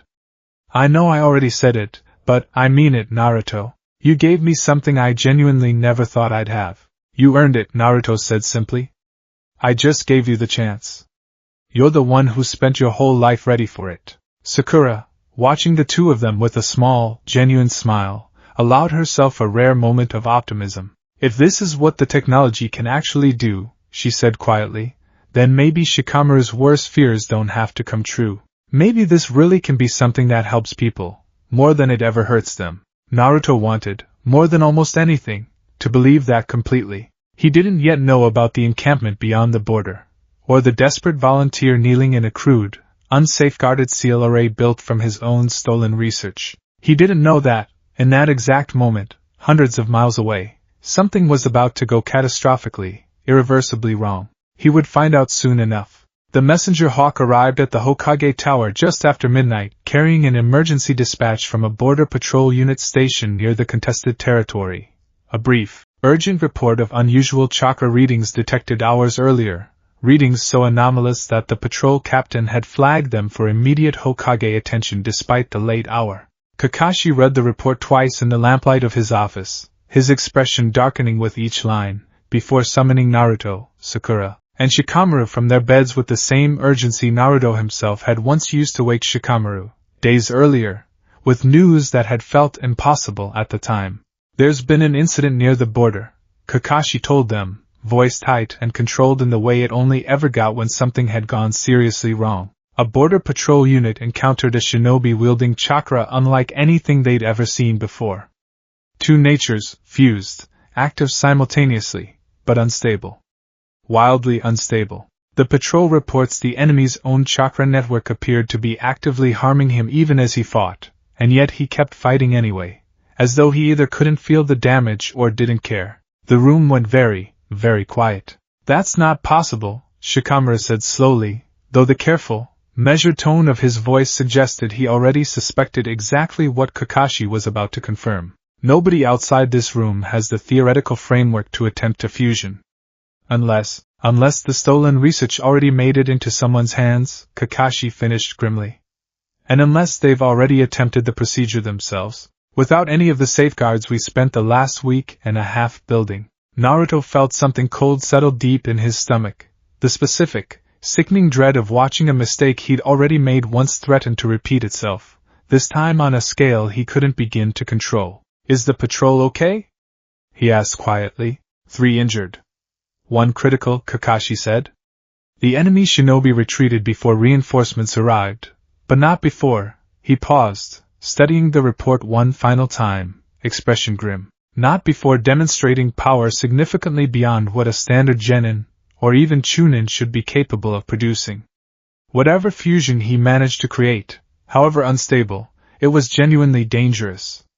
Naruto stared down at his own hands, the same hands that, less than 2 weeks ago, had first cracked open a 200-year-old secret in the quiet dark of the Uzumaki archive vault, driven by nothing more than a desperate, hopeful desire to give people like Rin a fair chance at the power they'd always deserved. This is exactly what Shikamaru warned me about, he thought, ice-cold certainty settling over him. This is exactly what I was afraid of. We need to find out who they are, Naruto said, voice steady despite the storm building behind his eyes. And we need to stop this before it gets any worse. Kakashi nodded slowly, already reaching for a fresh mission scroll. I agree. Which is why, effective immediately, I'm authorizing a full investigative team, working directly under my command, to trace the origin of this attack and identify exactly who's responsible. He looked up, meeting Naruto's eyes directly, something heavy and unspoken passing between them. You created something extraordinary, Naruto. Something that already changed one person's life for the better, in exactly the way you hoped it would. But you also need to understand clearly, starting right now, this is no longer just your discovery. It belongs to the world now, whether we're ready for that or not. And the world is already finding ways to use it that you never intended. News, in the shinobi world, has never traveled at the speed anyone wants it to. It travels at the speed of fear. Within 4 days of the border incident, reports had reached Suna. Within 6, Kirigakure's intelligence network had pieced together enough fragments to draw its own conclusions. By the 8th day, Kakashi Hatake sat at his desk holding 4 separate letters, one from each of the other great villages, all phrased with the careful, formal diplomacy of Kage who had learned, through generations of hard-won peace, exactly how to disguise an ultimatum as a request. He read all 4 letters twice before calling Naruto, Sakura, and Shikamaru into his office. They know, he said simply, setting the letters down on his desk in a neat row, as though their careful formal script could somehow soften what they actually said. Not everything, but enough. Suna's letter references unusual chakra phenomena consistent with unauthorized bloodline manipulation. Kirigakure's is blunter. They're calling it a potential violation of the post-war bloodline non-proliferation understanding. There's a post-war bloodline non-proliferation understanding? Naruto asked, genuinely startled. There is now, apparently, Shikamura muttered, rubbing his temples. Probably drafted within the last week, the moment word of the border incident reached the other villages. Which tells you exactly how seriously they're taking this. Kakashi nodded grimly. All 4 letters request the same thing. An emergency summit of the 5 Kage, held here in Konoha given the proximity of the incident, to address what they're calling the emerging Fuinjutsu bloodline threat. He looked up, meeting Naruto's eyes directly. You're going to be asked to attend, and you're going to be asked to explain, in detail, in front of every Kage in this world, exactly what you've created and why any of them should trust you to keep controlling it. The room went quiet. They're going to want to shut it down, Sakura said softly. Aren't they? Some of them, certainly, Kakashi said. Others may want something considerably worse, to seize the technology outright, claim it for their own villages before anyone else gets the chance. Either outcome is dangerous. Which means, Naruto, that the way you present yourself and this discovery over the next several days may well determine whether artificial Kekkei Genkai becomes a tool this world uses responsibly, or a weapon 5 villages spend the next generation fighting over. Naruto sat with that weight settling heavily onto his shoulders, thinking of Rin, of the quiet, grateful wonder on her face as she'd watched her own reflection ripple silver blue above her palm for the very first time. I'm not going to let them take this away from people who actually need it, he thought, jaw set with a determination that had, over the years, carried him through far worse odds than this. Not without a fight. Now, before we go any further, I want to give you a little bit of context here, because if you're not deep into the political side of this universe, the phrase 5 Kage Summit might not hit with the weight it should. Kage Summits don't happen casually. Historically, they've only ever been called for the absolute biggest threats the shinobi world has faced, coordinating against the Akatsuki, deciding how to fight the 4th shinobi war itself. The fact that 4 villages simultaneously demanded one, within days of a single border skirmish, tells you everything about how seriously they're taking the mere possibility that bloodline limits can now be manufactured. Because here's the thing this entire series keeps coming back to, Kekkei Genkai aren't just power. They're the entire currency of political leverage in this world. And Naruto just proved that currency can be printed. The summit was scheduled for 6 days later, giving Naruto and his small team just under a week to prepare, not just Naruto's testimony, but a genuine, defensible case for why his research should be allowed to continue at all. Kakashi insisted on rehearsing the presentation multiple times, pushing Naruto to anticipate every hostile question a suspicious Kage might throw at him. You can't just tell them it helped one person, Kakashi said, during one particularly grueling evening session in his office, the 2 of them alone after Sakura and Shikamura had gone home. The Reikage is going to hear manufactured bloodline and think exclusively about military applications. The Tsuchikage is going to think about how quickly Iwagakure's own clans could lose their traditional standing if bloodlines stop being rare. You need to walk into that room already understanding every fear in it, and address them before they're even spoken aloud. So what do I say? Naruto asked, genuinely uncertain for the first time in longer than he could remember. Battle, he understood. Strategy in the middle of a fight, he understood. But this, the careful, layered diplomacy of convincing 5 of the most powerful and suspicious people alive to trust him with something this dangerous, felt like an entirely different kind of battlefield, one he had far less experience navigating. Kakashi considered the question seriously. You tell them the truth. All of it. Including the parts that make you look reckless, and including the parts that terrify you. Kage have learned, over long enough careers, exactly how to detect someone hiding something. Your only real advantage in that room is that you have nothing left to hide. Use it. Naruto spent much of the remaining week not in the war room preparing rhetoric, but back in the reinforced chamber beneath the hospital, working alongside Shikamura on something he hoped might prove more convincing than any speech ever could, a 3rd successful demonstration, one specifically designed to answer the fears Kakashi had outlined. If they're worried about military applications, Naruto reasoned, sketching diagrams late one night with Shikamaru across the same worn table where they'd first planned solar release, then I need to show them something that isn't primarily a weapon. Something with genuine peaceful application. Construction, defense, infrastructure. Something that proves this technology can build things instead of just destroying them. Shikamaru studied the compatibility charts they'd assembled over the past several days, tracing possible nature pairings with the tip of his brush. Earth and lightning, he said finally, tapping a specific intersection on the chart. Theoretically, that pairing should produce something with strong structural and directional properties. Earth provides mass and stability. Lightning provides precision and rapid formation. If the fusion stabilizes the way our models suggest, you'd get something capable of generating and shaping solid material almost instantaneously. Something that could build a wall in seconds instead of hours. Reinforce a collapsing structure. Create barriers, shelters, defensive fortifications, all without a single drop of destructive intent behind it. That's exactly what I need, Naruto said, already feeling something like hope rekindling in his chest.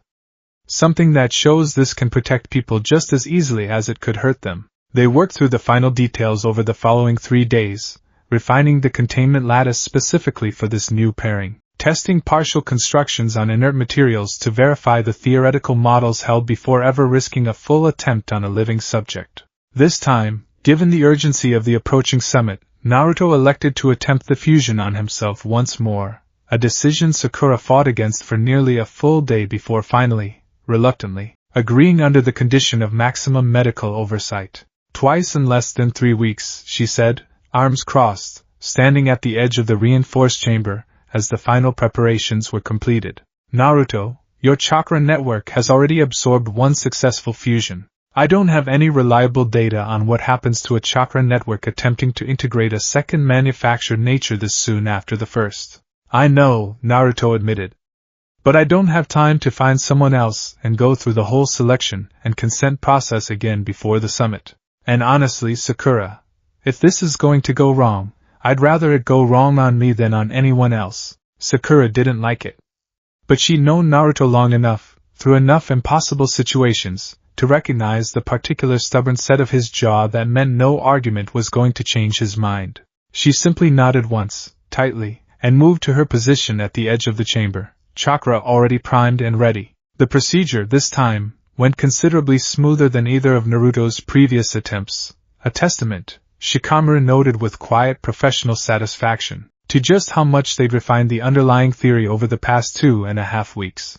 Naruto knelt in the center of the reinforced array, drawing earth chakra first, steady and grounding, then layering lightning chakra carefully alongside it, sharp and precise where earth was heavy and immovable. The two natures met inside the containment lattice and, after a brief, tense moment of resistance, began to weave together, not with the eager, complementary ease of fire and wind, but with a slower, more deliberate fusion, as though the two opposing natures were negotiating the exact terms of their union rather than embracing it outright.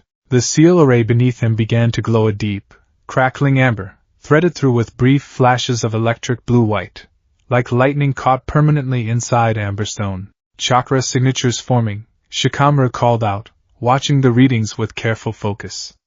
It's slower than the last 2 attempts, but it's stable. Naruto, how do you feel? Heavy, Naruto said through gritted teeth, sweat beading on his forehead with the effort of holding the fusion steady. Really heavy, like my whole body's made of stone, but there's something running through it that won't sit still. That tracks with the theoretical model, Shikamaru said. Hold steady. It's almost settled. The amber glow intensified one final time, crackling threads of electric light racing across its surface in complex, branching patterns. And then, all at once, it stilled, condensing down into something solid and gleaming, clinging to Naruto's skin like a fine dusting of crystalline frost that caught the light and refracted it into small, scattered rainbows across the chamber walls. Naruto opened his eyes and raised one hand slowly. Where solar release had manifested as pure radiant light and mirror release as rippling silver reflection, this new fusion looked entirely different. His palm was dusted with faint, crystalline structures, translucent and geometrically precise, humming faintly with contained electrical charge. He focused, and a small shard of crystal grew directly from his palm, extending outward in perfect, faceted symmetry, magnetized and rigid, hovering slightly off his skin as though held in place by some invisible, controlled field. Magnetic crystal release, he said quietly, staring at the small, gleaming construct with something like awe. And there it is, the third successful fusion, and honestly, in my opinion, one of the coolest concepts in this entire series. Magnetic crystal release isn't just visually stunning. Think crystalline structures that can be grown, shaped, and magnetically controlled in real time. It's also exactly the kind of dual-purpose technology Naruto needs walking into that summit room. Because this isn't just a weapon. This is a technique that could rebuild collapsed buildings, reinforce failing infrastructure, generate emergency shelter in seconds. This is proof, in the clearest possible form, that Naruto's invention doesn't have to be about destruction. Now let's see if that's enough to convince 5 of the most powerful, most skeptical people in the entire shinobi world. The summit convened in a large, newly reconstructed meeting hall near the center of Konoha, built specifically for exactly this kind of high-stakes diplomatic gathering in the aftermath of the war. Long windows letting in soft midday light. A great circular table at its center designed so that no single seat held obvious precedence over any other. Naruto had never been more nervous walking into a room in his entire life.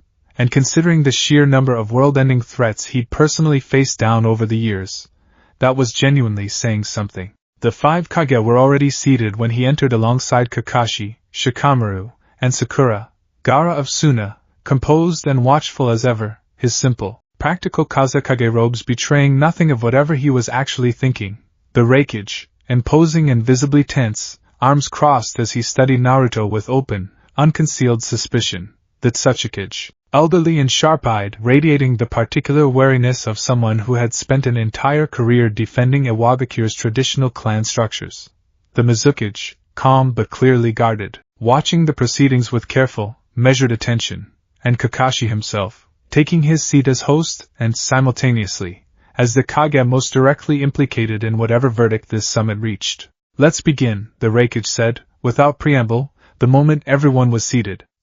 "Uzumaki Naruto, we've all received reports, some more detailed than others, describing a border incident involving a shinobi-wielding manufactured, unstable dual-nature chakra. Reports further suggest this shinobi's abilities trace back to research originating within your own village. Specifically, research credited to you." His dark eyes fixed on Naruto with unmistakable intensity. "Explain. From the beginning. And do not waste this room's time with anything less than the complete truth." So Naruto did. He told them everything. The scroll in the Uzumaki vault, his ancestors' abandoned 200-year-old theory, his own reckless first attempt, and its painful failure. The careful refinement with Shikamaru's help, Solar Release's successful creation, the theft that followed his own careless mistake, Rin's transformation and the genuine hope it represented, and finally, the border incident, the direct, undeniable consequence of that stolen, incomplete research falling into unknown, hostile hands. He didn't soften any of it. He didn't hide his own mistakes, or try to make himself sound more careful than he'd actually been in those first reckless days. He told them, plainly, exactly what Kakashi had advised, the whole truth, including every part that made him look reckless and every part that genuinely terrified him. When he finished, the room fell into a long, heavy silence. The Tsuchikage broke at first, voice raspy with age but sharp with unmistakable challenge. "You're describing the ability to manufacture the exact kind of power that clans in my village have spent generations protecting, nurturing, and passing down as sacred inheritance. Do you have any understanding of what happens to a village's internal power structure when that inheritance suddenly becomes purchasable? Learnable? Available to any outsider willing to take the risk?" "I understand it changes things," Naruto said carefully. "I understand it changes them a lot. But respectfully, Tsuchikage-sama, I don't think protecting a system where power only belongs to certain families is actually something worth protecting in the first place. I grew up with nothing. No clan, no bloodline, nothing anyone in this room was born with. I know exactly what it feels like to watch people succeed not because they worked harder, but because they were luckier at birth. This technology doesn't take power away from anyone who already has it. It just means the people who never had a fair shot finally get one too. A noble sentiment, the Reikage said, not unkindly, but with clear skepticism. But noble sentiments don't stop a rogue shinobi from using your fair shot to slaughter a border patrol. We've already seen exactly what happens when this technology falls into the wrong hands, Uzumaki. What happens when it falls into the hands of an entire hostile army? That's exactly why I'm here, Naruto said, meeting the Reikage's gaze without flinching. Because I'm not asking you to trust that this technology is safe. I'm asking you to trust that it can be made safe, with proper oversight, proper protocol, and with respect, international cooperation instead of 5 villages racing each other in secret to weaponize it first. That last point landed harder than Naruto had expected. He watched something shift, subtly, in the Mizukage's careful expression. You're suggesting shared oversight, the Mizukage said slowly. Across all 5 nations. I'm suggesting, Naruto said, that the worst possible outcome here isn't that this technology exists. It already does. It's out there right now, in someone's hands we haven't even identified yet. The worst outcome is that every village tries to develop it separately, in secret, racing to weaponize it first before anyone else does. That's how you actually get the arms race everyone in this room is afraid of. He paused, glancing briefly at Kakashi before continuing. But if all 5 villages agree to shared protocols, shared oversight, and honest transparency about how and when this technology is used, then instead of a weapon, it becomes something closer to what medicine already is between our nations. Something we develop responsibly, together, specifically because we all understand exactly how dangerous it would be if we didn't. Now, I want you to notice something about this moment, because it's honestly one of my favorite beats in the entire series so far. This isn't Naruto winning through raw power, the way he's won so many fights throughout this whole story. This is Naruto winning, or at least trying to win, through the exact same idealism that's defined him since he was a lonely, orphaned kid nobody believed in. He's not asking 5 of the most powerful people in the world to simply trust him.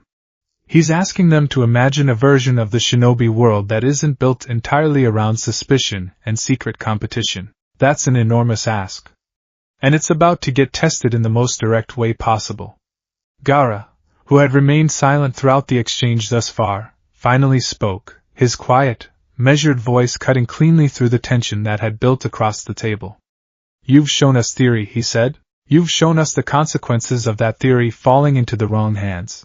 But you haven't shown us proof that this technology can genuinely be controlled, safely, in a way that justifies the risk of allowing it to continue existing at all. Naruto had been waiting for exactly this moment. With respect, Kazekage-sama, he said, I'd like to show you something. He glanced toward Kakashi, who gave a small, permitting nod, and stepped back from the table, giving himself room. Then, slowly, deliberately, he began drawing chakra, earth first, then lightning, the 2 natures weaving together with the same careful, practiced precision he developed just days earlier in that reinforced chamber beneath the hospital. The amber and electric blue glows spread across his hands, and every Kage in the room watched, several visibly tensing, hands drifting subtly toward weapons or ready jutsu, as the fusion took shape before their eyes. Naruto raised both palms and with careful, controlled focus, generated a crystalline structure directly from the empty air in front of him. Not a weapon, not an attack, but a small, perfectly formed archway of translucent, gleaming crystal, growing outward in seconds with architectural precision, magnetically stable and structurally sound. This is magnetic crystal release, he said, as the last facets of the crystal structure settled into place. Earth and lightning fused. I could use this to hurt someone. I won't pretend otherwise. Any kind of chakra can be turned into a weapon if that's what someone wants from it. But I could also use it to rebuild a collapsed building in seconds instead of days. To reinforce a failing wall during an earthquake. To create emergency shelter for refugees faster than any construction crew alive. This technology isn't inherently a weapon, any more than fire itself is inherently a weapon. It's a tool, and like every tool this world has ever created, what it becomes depends entirely on who's allowed to use it, and how carefully we choose to govern that use. The room was silent for a long moment, 5 of the most powerful shinobi alive studying the delicate, gleaming crystal archway standing in the center of their meeting hall. The Tsuchikage was the first to move, rising slowly from his seat and crossing to examine the structure up close, running one weathered hand along its smooth, faceted surface with obvious, grudging fascination. Remarkable craftsmanship, he admitted quietly, almost to himself. I haven't seen construction-grade earth technique this refined since my own prime. It's not just construction, Naruto said. It's medicine too.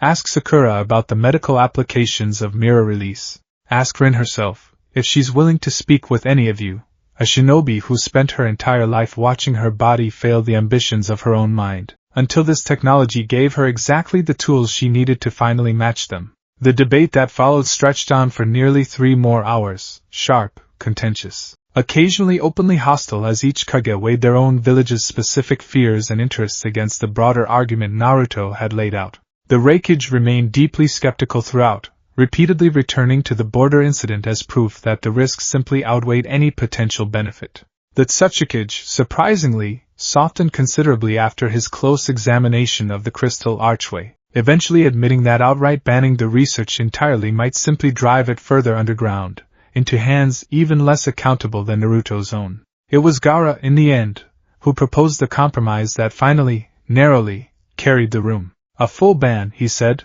accomplishes nothing except driving this technology into secrecy, exactly where it becomes most dangerous. We've already seen what happens when incomplete, stolen knowledge falls into unaccountable hands. A ban doesn't prevent that. It only ensures we lose all ability to monitor or influence it. He looked toward Naruto, steady and measured as ever. I propose instead that Konoha's research continues, under strict, formalized oversight, a council drawn from all 5 villages, granted full transparency into every future development, every procedure, every safety protocol. In exchange, Konoha agrees to share both the successes and the failures of this research openly, rather than allowing any single village to develop this technology in isolation. The Reikage's jaw tightened visibly, clearly unsatisfied but, after a long, weighing silence, unable to produce a stronger counterargument. I want full documentation of every procedure conducted from this point forward, he said finally. Every volunteer, every risk assessment, every outcome, successful or not. If this technology is going to exist in this world, I want my village fully informed of exactly how dangerous it actually is, at every stage. Agreed, Kakashi said immediately, before Naruto could even respond. Full transparency, going forward. No exceptions. One by one, reluctantly or otherwise, the remaining Kage gave their assent, the Mizukage last, studying Naruto for a long, searching moment before finally nodding once, decisively. Uzumaki Naruto, she said quietly, I hope, for all our sakes, that the faith you're asking us to place in you is deserved. It will be, Naruto said, and meant it with every fiber of his being. I promise you that. And there it is, Naruto just talked 5 of the most powerful, most suspicious people alive into letting his research continue, under a genuinely unprecedented framework of international cooperation. Honestly, for a guy who's usually solved his biggest problems by punching them really hard, that might be one of the single most impressive things Naruto's ever pulled off in this entire series. But don't get too comfortable. Because right as that summit was reaching its careful, hard-won resolution, something considerably darker was already unfolding far beyond Konoha's borders, and it's about to arrive on Naruto's doorstep faster than anyone in that meeting hall could have anticipated. The summit ended just past sunset, the 5 Kage departing with careful diplomatic formality, the newly formed Oversight Council already being drafted into existence before the meeting hall had even fully emptied. Naruto walked out into the cool evening air feeling something he hadn't felt in weeks, genuine, cautious relief, the sense that maybe, just maybe, this impossible discovery might actually get the chance to become exactly what he'd always hoped it could be. That relief lasted almost exactly as long as it took for a messenger to intercept him at the tower's entrance, breathless and urgent, a sealed dispatch clutched tightly in one hand. Hokage-sama needs you back inside immediately, the messenger said. It's urgent. Something's happened at the eastern border checkpoint. Naruto felt the cautious relief of the past few hours drain out of him instantly, replaced by the same cold, familiar dread that had gripped him the night he'd first discovered his research stolen. Kakashi was already reading the dispatch when Naruto burst back into his office, expression grave in the lamplight. Another incident, he said without preamble. Larger this time. A border checkpoint, hit directly, 3 shinobi wielding manufactured chakra techniques operating in coordinated fashion. This wasn't one desperate volunteer testing unstable power alone in the dark, Naruto. This was an organized attack. Naruto's blood ran cold. Coordinated. That means, Kakashi said grimly, whoever stole your research isn't experimenting anymore. They've had weeks to refine what they took. And it sounds like they've built something considerably more organized than a single desperate volunteer. He set the dispatch down slowly, meeting Naruto's eyes with unmistakable weight. We won an important victory today, convincing 5 Kage that this technology deserves the chance to be governed responsibly. But we may have already run out of time to prove it, before whoever's out there weaponizing your work does considerably worse damage than a single border patrol. The eastern border checkpoint had been rebuilt twice already since the war ended, a small collection of watchtowers and reinforced barracks standing sentinel over one of the quieter stretches of Fire Country's frontier. It had never been considered a high-priority posting. That, Naruto suspected, was exactly why it had been chosen. He arrived with Kakashi's investigative team 2 days after the attack, the damage still raw enough that reconstruction crews were only just beginning to clear rubble from the outermost watchtower. 3 shinobi had been hospitalized. None had died, a mercy Naruto clung to with more relief than he cared to admit out loud, but the survivors' accounts, gathered carefully by Konoha's intelligence division, painted a picture considerably more disturbing than the first border incident weeks earlier. They moved together, one of the surviving checkpoint guards told Naruto, still bandaged, sitting up in a cot inside the makeshift medical tent. Not like a mob. Like a unit. One of them used something that looked like earth, but wrong, spikes that grew too fast, jagged, like the technique itself couldn't decide what shape it wanted to be. Another used something that looked like lightning, except it kept arcing back onto him too, like he couldn't fully control where it went once he released it. Naruto's stomach tightened at that description. Unstable, he said quietly. Just like the first one. Worse, the guard said. The first attacker, from what I heard, fought like someone in pain but pushing through it anyway. These 3 fought like they didn't even notice the pain anymore. Like something about wielding that power had changed something in them. Made them reckless in a way that wasn't just adrenaline. Kakashi, standing at Naruto's side, exchanged a grim look with him. Neither of them said what they were both thinking out loud. Not yet. Not in front of an injured shinobi who needed rest more than he needed to overhear their theories. But once they were alone, walking back toward the temporary command post erected near the checkpoint's ruins, Kakashi finally spoke it aloud. Whatever they're doing over there, he said, it isn't just replicating your research, Naruto. It's degrading in the process. Every account we've gathered describes the same pattern: instability, recklessness, diminished pain response. That's not what you experienced with solar release. That's not what Rin experienced with mirror release. Something about how they're forcing this fusion is fundamentally different from what you and Shikamaru built. You think they're cutting corners, Naruto said. Skipping the containment refinement. Forcing the fusion faster than the chakra network can actually stabilize around it. I think, Kakashi said carefully, that whoever's leading this has decided speed and quantity matter more to them than safety, which means every new volunteer they push through that process is likely suffering considerably more than the people you and Sakura have worked with. And it means the power they're producing, however unstable, is still genuinely dangerous, possibly more unpredictable, and therefore harder to defend against than a controlled, stable fusion would be. Naruto stared out at the damaged watchtower, jagged crystalline scars still visible where an unstable earth-based technique had torn through reinforced stone like it was paper. So they're basically making weapons out of people, he said quietly. And not caring what it costs them. That appears to be exactly what they're doing, Kakashi confirmed grimly. Which means we need a response considerably more organized than one shinobi and a small research team working out of a hospital basement. Okay, quick pause here, because I want to flag something important for you before we move forward. This is the moment the story shifts gears. Up until now, this has been Naruto's personal journey, his discovery, his risk, his careful, controlled experiments on volunteers who trusted him completely. But an organized, hostile force is now actively weaponizing his own stolen research against Konoha's own borders. And that means Naruto can't just keep operating quietly out of a hospital basement anymore. He needs a team. A real one. People train not just to wield these new abilities, but to actually stand against an enemy who's already using them offensively. That's exactly what we're building this chapter, and it's about to introduce some of my favorite new characters in this entire series. Kakashi convened a small war council the following evening. Naruto, Sakura, Shikamaru, and for the first time, several senior jonin brought in specifically for their expertise in training and combat readiness.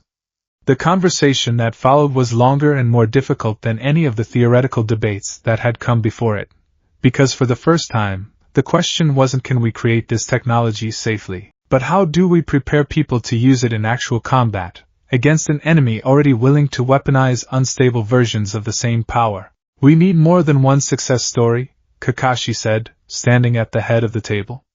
Naruto and Rin have proven this technology can be created safely and used responsibly. But if we're going to stand against an organized, hostile force wielding the same fundamental power, we need a dedicated unit, properly trained, properly monitored, and large enough to actually make a difference if this conflict escalates further. How many volunteers are we talking about? Sakura asked. To start, Kakashi said, I'd propose 5. Small enough to maintain the same level of careful oversight we've applied to every procedure so far.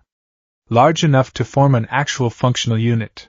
Naruto felt a familiar knot of responsibility tighten in his chest, the same feeling he'd carried since the night he'd first cracked open that ancient scroll.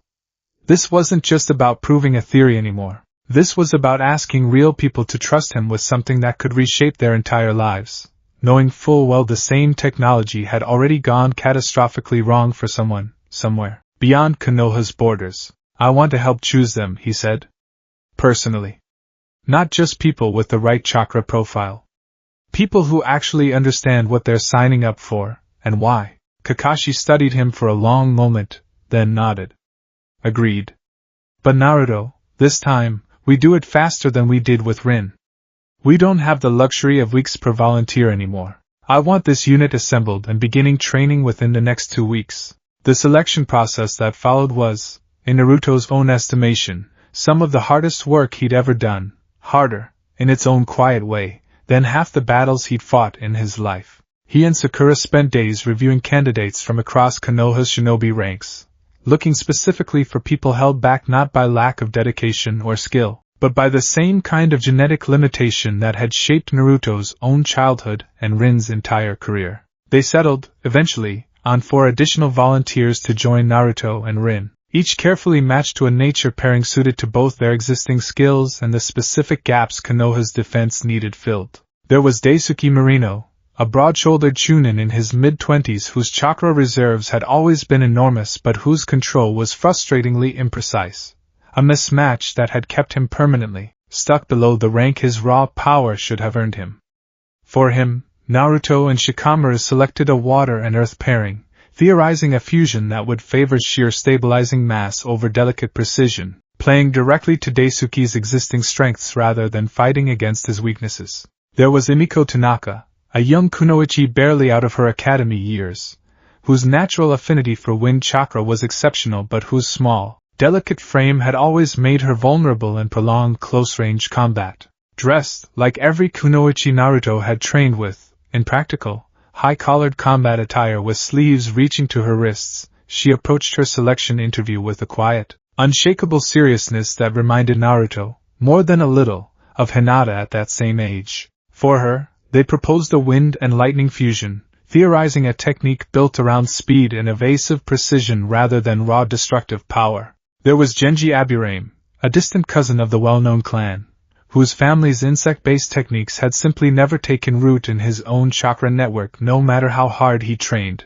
a painful irony, for someone who'd grown up surrounded by a clan legacy he could see clearly but never quite touch. For him, they proposed a lightning and yang fusion, aiming for something built around raw offensive force to compensate for the specialized techniques he'd never been able to inherit. And there was Boten Shimura, an older combat medic in her 30s who had, like Rin, spent her entire career fighting against chakra reserves too shallow to sustain the demanding techniques her expertise required. For her, they selected a second water and yin pairing, hoping to replicate something close to Rin's own successful mirror release. Though Shikamaru cautioned that even an identical nature pairing might produce a meaningfully different result depending on each individual's unique chakra signature.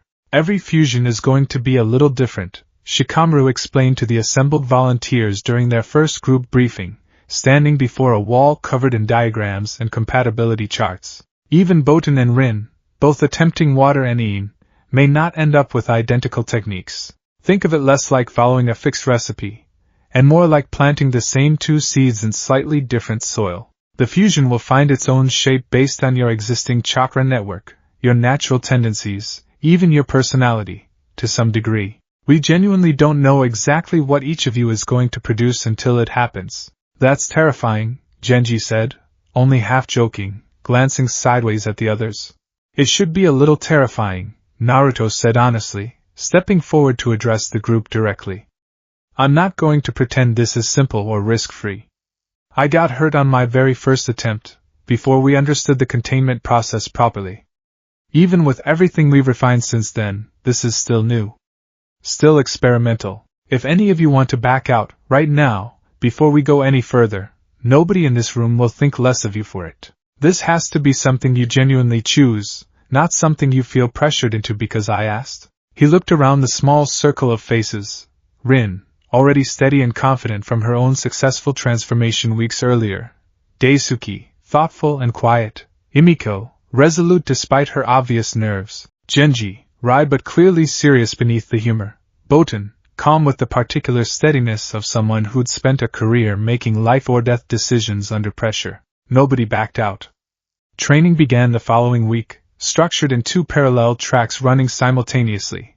The technical, medical process of each individual fusion procedure, staggered carefully across 10 days to allow Sakura and Chiyoko's medical team to properly monitor each recipient before moving to the next, and a broader, foundational combat and control curriculum designed to prepare the eventual Genesis Core for actual operational deployment. The procedures themselves went, for the most part, smoothly, a testament, Naruto knew, to just how much they'd refined the underlying theory since his own first, painful attempt. Daisuke's water and earth fusion produced something Shikamaru dubbed silt release, a heavy, malleable technique capable of generating dense, rapidly hardening barriers and constructs, perfectly suited to his existing strength and imprecise but powerful chakra output. Emiko's wind and lightning fusion produced a striking new technique. Shikamaru, watching her first successful test, could only describe it as something between a blade and a bolt of lightning given physical form. Blindingly fast and precise in exactly the way her small frame and delicate control had always suggested it might be, if only she'd had the raw power to back it up. Genji's lightning and yang fusion produced a raw, forceful technique built around amplified physical and chakra-based offense, giving him, for the first time in his life, the kind of power his clan legacy had always seemed to promise but never quite delivered. Only Boden's procedure produced complications. It happened on the 4th day of the group's staggered procedures, in the same reinforced chamber that had, by now, become almost routine to Naruto, routine enough that its sudden departure from routine hit all the harder. Boten's fusion began normally enough, water and yin chakra weaving together beneath the containment lattice exactly as they had for Rin weeks earlier. But partway through the process something shifted. The silver-blue light that should have stabilized cleanly instead began flickering erratically, and Boten, kneeling in the center of the array, let out a sharp, involuntary gasp of pain. Something's wrong, Sakura said immediately, chakra flaring as she moved closer, watching the readings spike unpredictably. Her chakra signature isn't stabilizing the way Rin's did. Shikamaru, the containment lattice isn't holding evenly. I see it, Shikamaru said, already adjusting the array's outer boundary with quick, precise hand seals, sweat beading on his forehead with the effort of manually compensating for whatever imbalance had emerged. Her chakra network's asymmetry is throwing off the fusion ratio. It's overfavoring the yin component. Naruto, I need you to help stabilize the containment boundary, now. Naruto moved without hesitation, kneeling beside the array and channeling his own chakra into the outer containment structure, reinforcing the lattice's flexibility exactly as Shikamaru directed. For several long, agonizing seconds, Botan's pained gasps continued, the silver-blue light flickering unsteadily above her, and then, slowly, gradually, it began to even out, the imbalance correcting under the combined effort of Shikamaru's precise adjustments and Naruto's raw chakra reinforcement. When the light finally settled, Botan slumped forward, caught immediately by Sakura's waiting arms, breathing hard, visibly exhausted but conscious. "I'm okay," she managed, though her voice was thin and strained. "I'm okay." That just hurt a lot more than I expected. Sakura's expression remained tight with concern even as she began her medical assessment, green healing chakra already flaring around her hands. "Your chakra signature stabilized now," she reported after a tense moment, but that was close. Closer than any of the previous procedures. "Botan, I need you to rest completely for at least the next 3 days while I monitor for any lingering complications." Later that evening, once Botan had been safely settled into a hospital recovery room and the immediate crisis had passed, Shikamaru pulled Naruto aside, expression grave. "We got lucky," he said quietly. "If you hadn't been there to help reinforce the containment boundary in real time, that imbalance could have caused significantly worse damage than what she experienced. And I still don't fully understand why her fusion behaved so differently from Rin's, given how similar their base nature pairing was. What does that mean for the rest of the program?" Naruto asked, dread creeping into his voice. "It means," Shikamaru said, "that even with everything we've refined, this process still has genuine, unpredictable risk built into it. Every individual chakra network is different enough that we can't guarantee a smooth outcome, no matter how careful our preparation is." He met Naruto's eyes directly, something heavy passing between them.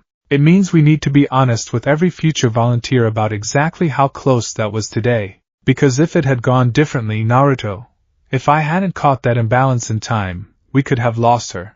Naruto felt the weight of that settle deep into his chest, a stark, sobering reminder that no matter how much progress they'd made, this technology remained genuinely, fundamentally dangerous, even in the most careful, controlled hands imaginable. I want to sit with this moment for a second, because I think it's one of the most important beats in the entire series so far. It would have been easy to write this story as a clean, uninterrupted success. Every volunteer transforms smoothly, every technique works exactly as planned, and the only real danger comes from external enemies. But that's not the story worth telling here. The real tension in this premise has never been just will the bad guys get this technology. It's can Naruto actually keep this safe, even with the best intentions and the most careful preparation in the world. Botan's near disaster is a reminder that the answer to that question is genuinely uncertain, and that uncertainty is going to keep shadowing every step forward this story takes. Botan recovered fully over the following days, and once cleared by Sakura's medical team, she demonstrated a fusion technique Shikamaru eventually named Veil Release, subtly different from Rin's Mirror Release despite the identical nature pairing, manifesting not as reflective illusion but as genuine, temporary invisibility, bending light around herself, and with practice, small groups of allies. It was, everyone agreed, an extraordinary technique, but the difficulty of its creation left a lingering unease across the entire team that no amount of success could fully dispel. With all 5 volunteers successfully transformed, the newly christened Genesis Corps, a name Mimiko had proposed, half-joking, during one of their early training sessions, that had somehow stuck despite Naruto's initial protests that it sounded way too dramatic, began the second, more demanding phase of their training, learning to actually use their new abilities in coordinated, combat-ready fashion. This proved, in its own way, just as challenging as the procedures themselves had been. Unlike shinobi who grew up with a natural Kekkei Genkai, developing intuitive control over years of childhood and adolescent training, the Genesis Corps had to learn everything about their new techniques from scratch, as fully grown adults, often unlearning old habits and instincts that no longer matched the capabilities they now possessed. Naruto took personal charge of much of this training, drawing on his own experience developing solar release from nothing, sharing hard-won insights about how to intuitively sense the balance between two fused natures rather than trying to consciously control each component separately. "It's not like using 2 separate jutsu at once," he explained to the group, during one particularly grueling training session in a reinforced outdoor training ground reserved specifically for their use. You're not thinking now use fire, now use wind back and forth. It's one thing. A whole new nature. You have to stop thinking about the two pieces that made it, and just feel it as what it actually is now. Easy for you to say, Genji muttered, wiping sweat from his brow after another failed attempt to properly control his new lightning young fusion, the raw energy discharging wildly instead of channeling where he intended. You've had weeks longer than the rest of us to figure this out. Fair, Naruto admitted, grinning. But you've got something I didn't have when I started. 4 other people going through the exact same thing. And someone who's already made every mistake you're about to make. Use that. Slowly, gradually, over the following 2 weeks, the team's control began to solidify. Emiko's Wind Lightning Fusion, eventually named Tempest Blade, became astonishingly precise, capable of cutting through solid stone with surgical accuracy at speeds few shinobi could track with the naked eye. Daisuke's Silt Release proved invaluable for rapid defensive construction, capable of raising solid barriers thick enough to withstand serious offensive jutsu within seconds. Genji's raw offensive power, once he finally gained proper control, hit with devastating, concentrated force. Boten's Veil Release proved an extraordinary tactical asset, capable of concealing entire small squads during covert operations. And Rin's Mirror Release continued to reveal new diagnostic and combat applications with every week of practice. From real-time chakra pathway analysis to short-range illusory misdirection in active combat. Naruto watched his small, unlikely team grow more confident, more capable, more genuinely proud of who they were becoming with every passing day, and felt, for the first time since the border attacks began, a real, grounded sense of hope that this technology could truly become what he'd always envisioned. That hope was tempered, inevitably, by the broader political reality unfolding well beyond the walls of their training ground. Word of the Genesis Corps' formation, carefully filtered through the newly established 5-village Oversight Council, had spread quickly among the other great nations, and with it, a fresh wave of diplomatic pressure that Kakashi now found himself navigating on a near-daily basis. Sunas formally requested access to the technology for their own volunteer program, Kakashi told Naruto during one of their regular briefings, sliding a diplomatic dispatch across his desk. Gaara's framed it carefully. He's citing the Oversight Council's transparency agreement, arguing that if Konoha continues developing this technology unilaterally, even under nominal 5-village oversight, it still represents an unbalanced concentration of power that could eventually threaten the peace between our nations. He's not wrong, Naruto admitted, scanning the dispatch. If only Konoha has this technology, even with good intentions, that's still exactly the kind of imbalance everyone was worried about at the summit. Agreed, Kakashi said. Which is why I've recommended to the council that we begin formal knowledge-sharing protocols with all 4 other villages, under the same careful, staged approach we've used here, small initial cohorts, full medical oversight, complete transparency about risks and outcomes. He paused, studying Naruto carefully. But not every request coming through that council has felt quite so straightforward. Naruto's stomach tightened. What do you mean? Kakashi slid a second dispatch across the desk, this one bearing a seal Naruto didn't immediately recognize. Not one of the 5 great villages, but a smaller, independent settlement along Fire Country's northeastern border. This came in through informal channels 3 days ago, Kakashi said. A request, ostensibly for medical cooperation, from a settlement that's had complicated relations with Konoha in the past. Officially, they're asking to send a delegation to observe the Genesis Corps training, citing an interest in your medical applications for their own understaffed healers. His visible eye held a note of careful suspicion. Unofficially, our intelligence division has flagged some concerning overlaps between this settlement's territory and the general region where both border incidents originated. Naruto felt a cold, uneasy weight settle in his chest. You think they're connected to the attacks? I think, Kakashi said carefully, that it's entirely possible this settlement is either directly responsible for harboring whoever stole your original research, or closely enough connected to know exactly who is.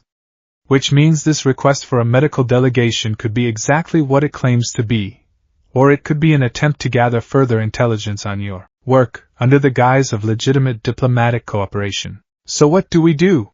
For now, Kakashi said, we decline, politely, citing the ongoing security concerns from the recent border incidents as justification. But Naruto, I want you and the Genesis Corps ready for the possibility that whoever's behind these attacks isn't finished testing Konoha's defenses. If anything, the more successful and public your program becomes, the more of a target it makes both you and your team. And there it is, the quiet, creeping sense that this story's antagonist, whoever they turn out to be, isn't just some isolated rogue faction operating in the shadows. They're watching. They're probing. And they clearly understand exactly how much Naruto's success threatens whatever they're building on the other side of that border. This is exactly the kind of slow-burn tension I love building into these what-if scenarios. Because it means when the confrontation finally comes, and trust me, it's coming soon, it's going to feel earned instead of sudden. That night, after the day's briefings and training had finally wound down, Naruto found himself back at the same training ground where he'd first watched his team begin to master their new abilities. Sitting alone on a low stone wall as the last light faded from the sky, Rin found him there some time later, having finished her own evening practice, and settled beside him without a word for a long moment, watching the stars begin to emerge overhead. You're worried, she said eventually. It wasn't a question. Yeah, Naruto admitted. About a lot of things, honestly. About whoever's out there weaponizing everything I built. About whether I'm asking too much of all of you, throwing you into something this dangerous before we even fully understand it ourselves. He glanced sideways at her. About Botan mostly. That was too close. She's grateful, you know, Rin said quietly. Even after everything that happened. I talked to her yesterday, before she was discharged. She told me that even knowing what she knows now, even knowing how close it came to going wrong, she'd still choose this again in a heartbeat. Because for the first time in her whole career, she finally has the power to actually match everything she's always known how to do. Naruto considered that for a long moment, watching the stars grow brighter overhead. I guess that's the whole point, isn't it? He said finally. Not that this is safe. It's not completely, no matter how careful we are. It's that it's finally fair. People like you, like Botan, like me, we finally get the chance to actually reach as far as our effort deserves, instead of hitting a ceiling some bloodline lottery put there before we were even born. Rin was quiet for a moment, studying him with something thoughtful in her expression. You know, she said, I don't think you fully understand yet just how much this is going to change things. Not just for the five of us. For everyone. Every kid growing up right now who feels exactly the way you and I used to feel, held back by something they never chose, they're going to grow up in a world where that ceiling doesn't have to be permanent anymore. That's not a small thing, Naruto. That's the kind of thing that reshapes an entire generation. Naruto smiled, small and a little tired, but genuine. Yeah, he said quietly. I guess it is. He didn't yet know just how close that reshaping was about to come to falling apart entirely. That somewhere beyond Konoha's borders, the same desperate, corrupted ambition that had already produced two separate attacks was preparing something considerably larger, something that would test not just Naruto's careful protocols and hard-won diplomatic victories, but the very lives of the team he just spent 2 exhausting, exhilarating weeks building from nothing. For one more quiet evening, sitting beside a friend beneath a darkening sky, he allowed himself simply to hope.